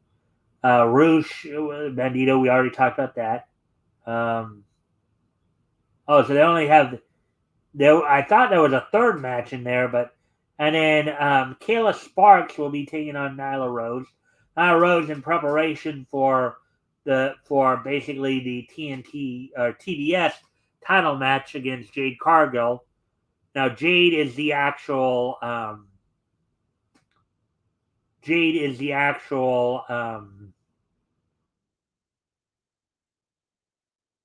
I thought that 3 of the matches for the Eliminator tournament, but that Eliminator tournament the finals are going to be at Full Gear, which is next Saturday. So, and then Orange Cassidy will be defending the All Atlantic title tomorrow night against Lee Johnson. So that's what's happening on that front. Um, Also, in some other AEW news, of course, Jeff Jarrett, in his comments last week on Raw, apparently took some shots at Triple H and Braun Strowman.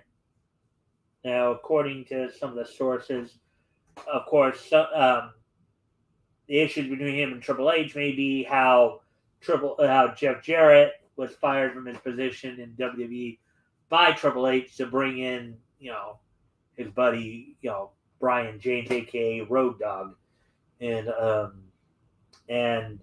there was apparently an issue a few years ago in which Braun Strowman was attending a party at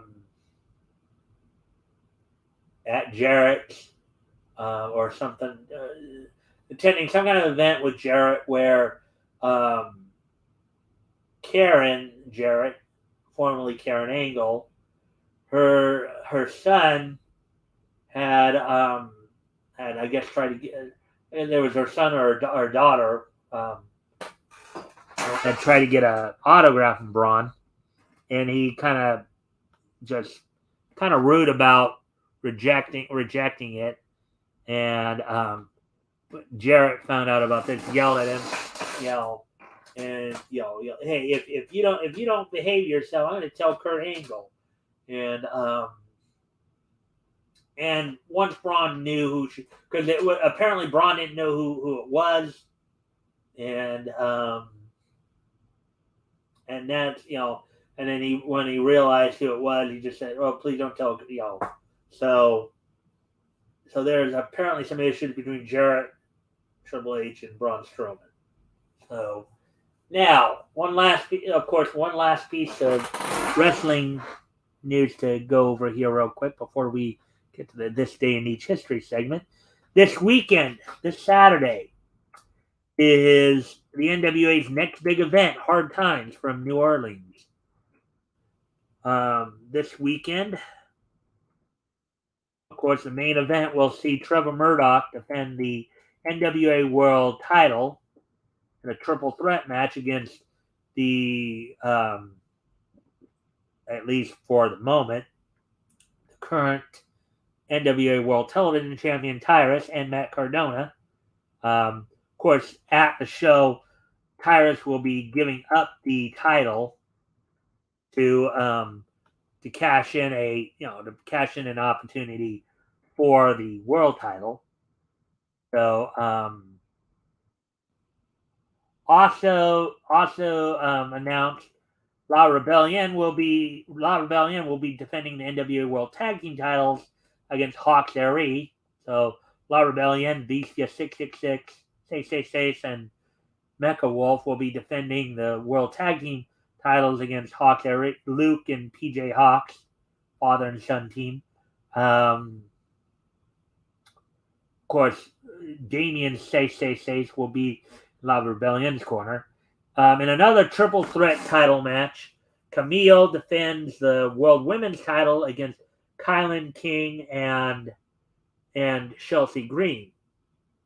Cheyenne with Austin Idol in his corner will be defending the National Heavyweight title against Dak Draper.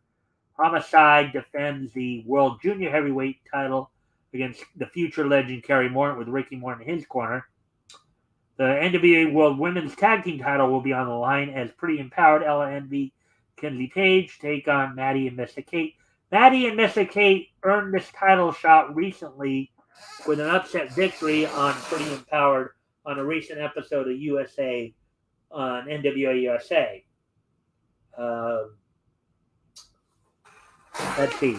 The United States tag titles will be on the line as the Fixers, Jay Bradley and Wrecking Ball Legursky, will be taking on the Spectaculars, Rush Freeman and Brady Pierce, with Rolando Freeman in their corner.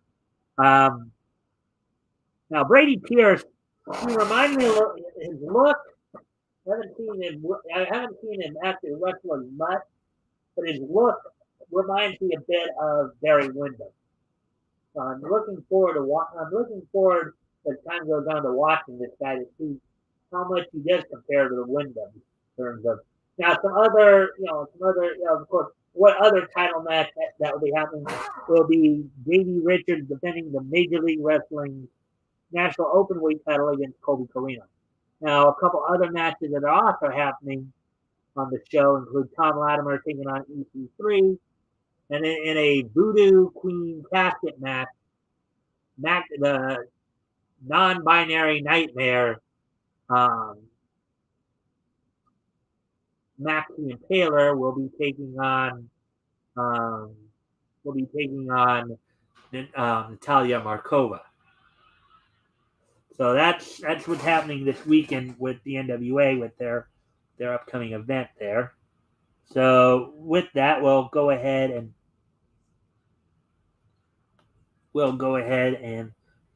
get to this day in each history, and then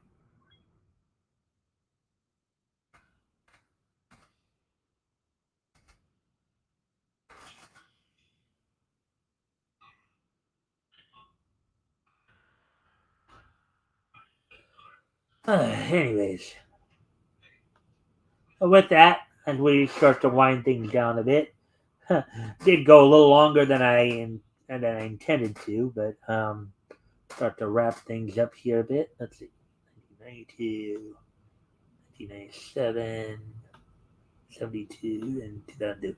Okay, so today being Thursday, November the 10th, 20 let's see, 2022. Let's take a look back at this day in each history. History. Anyways, first off, I'd like to wish a happy birthday to Trevor Duvall. Trevor Duvall, of course, is a Canadian American voice actor, probably known more for his work, with Ocean Studios up in Canada, but he did relocate to Los Angeles in 2013.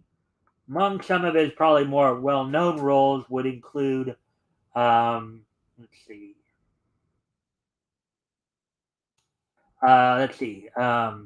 Mula Flaga in Mobile Gundam Seed and Destiny. See Destiny. Let's see. Um, Loki in Marvel Future Avengers.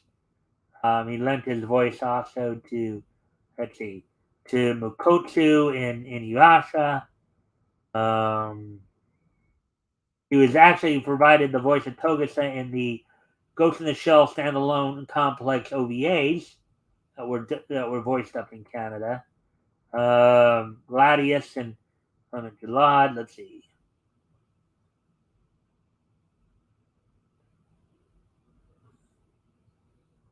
They just looking for some of some of his more well-known roles.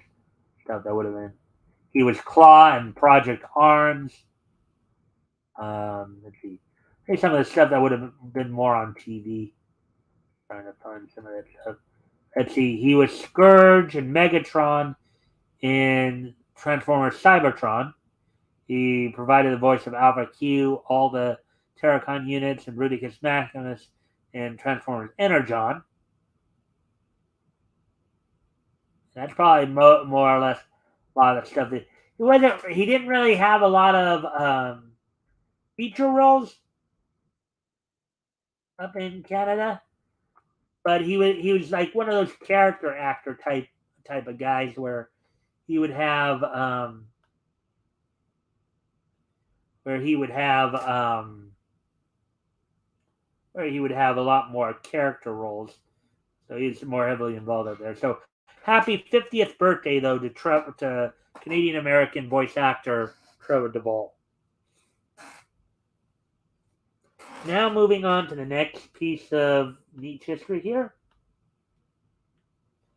Move ahead to 19. Let's see.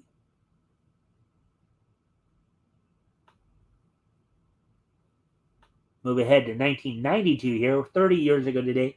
On this date, 30 years ago today, the 5th issue of Caravan Kid from their Dark Horse manga imprint, went on sale on this date in back in 1992.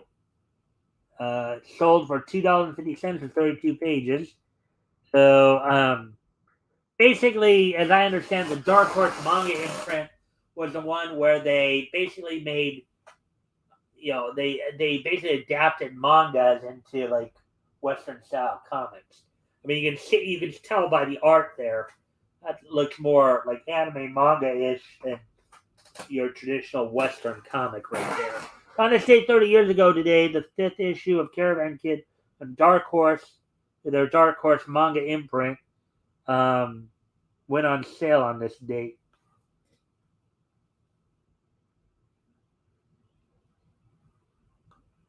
So with that, let's see. So moving on to the next piece of niche history here.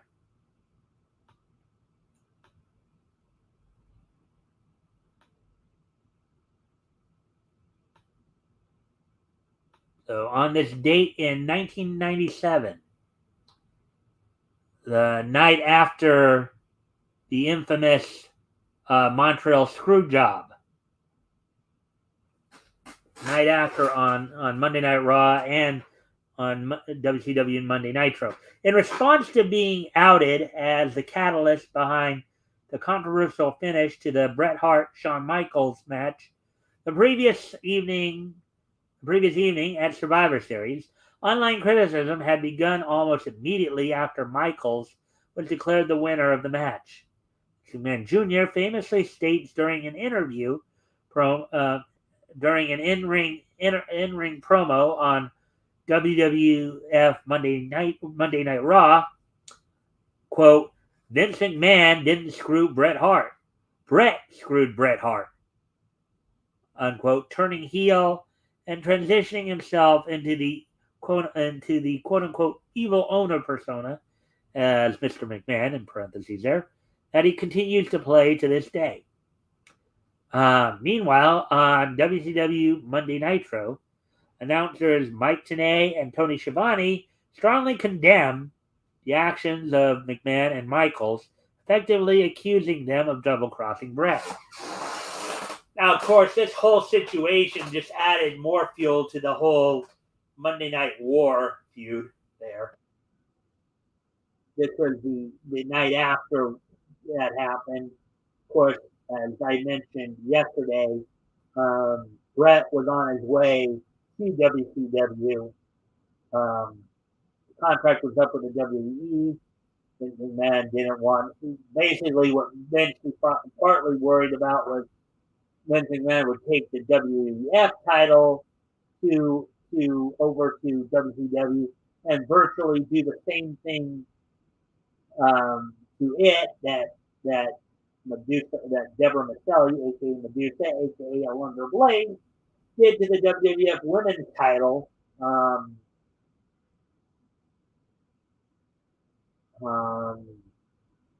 a couple of years prior. You know, so so you can't have that happen. So now, as I mentioned last night too, when I talked about it, Bret did say that he'd be willing to come on to the following night and voluntarily give up. He just did not want to lose in Montreal, not want to lose in Canada. You know, and this was for many years a big controversial issue. So on this date, 25 years ago today, uh, Vince McMahon turned full heel as Mr. McMahon. And of course, if you're dealing with him, you know that you had no chance, no chance in hell. You've got no chance. Anyway, now moving on to the last piece of news history here.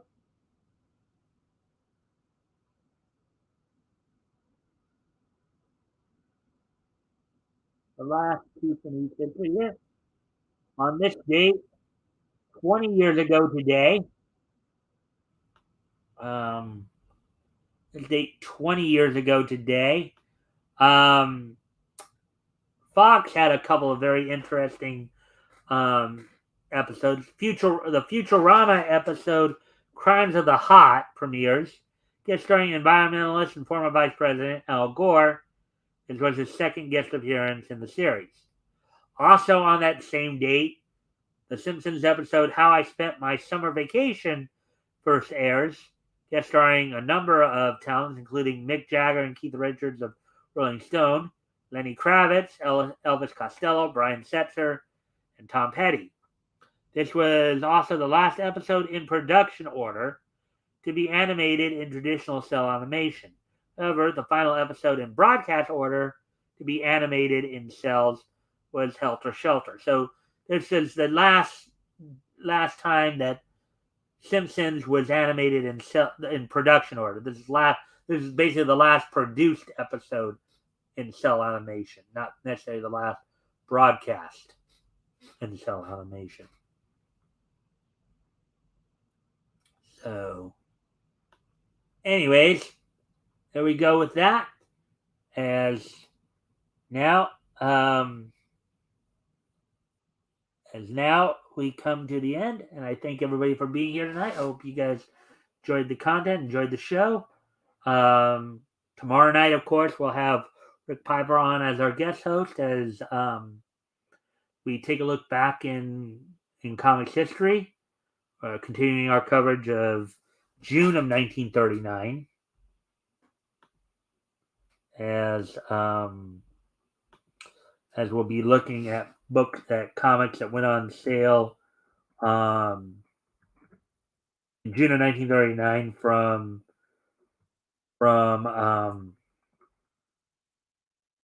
Fox Feature Syndicate.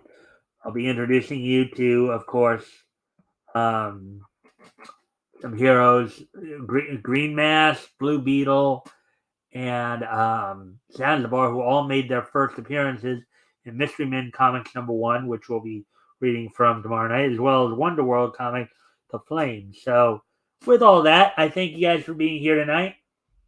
And I hope you guys have fun. I hope to see everybody back here tomorrow. Bye.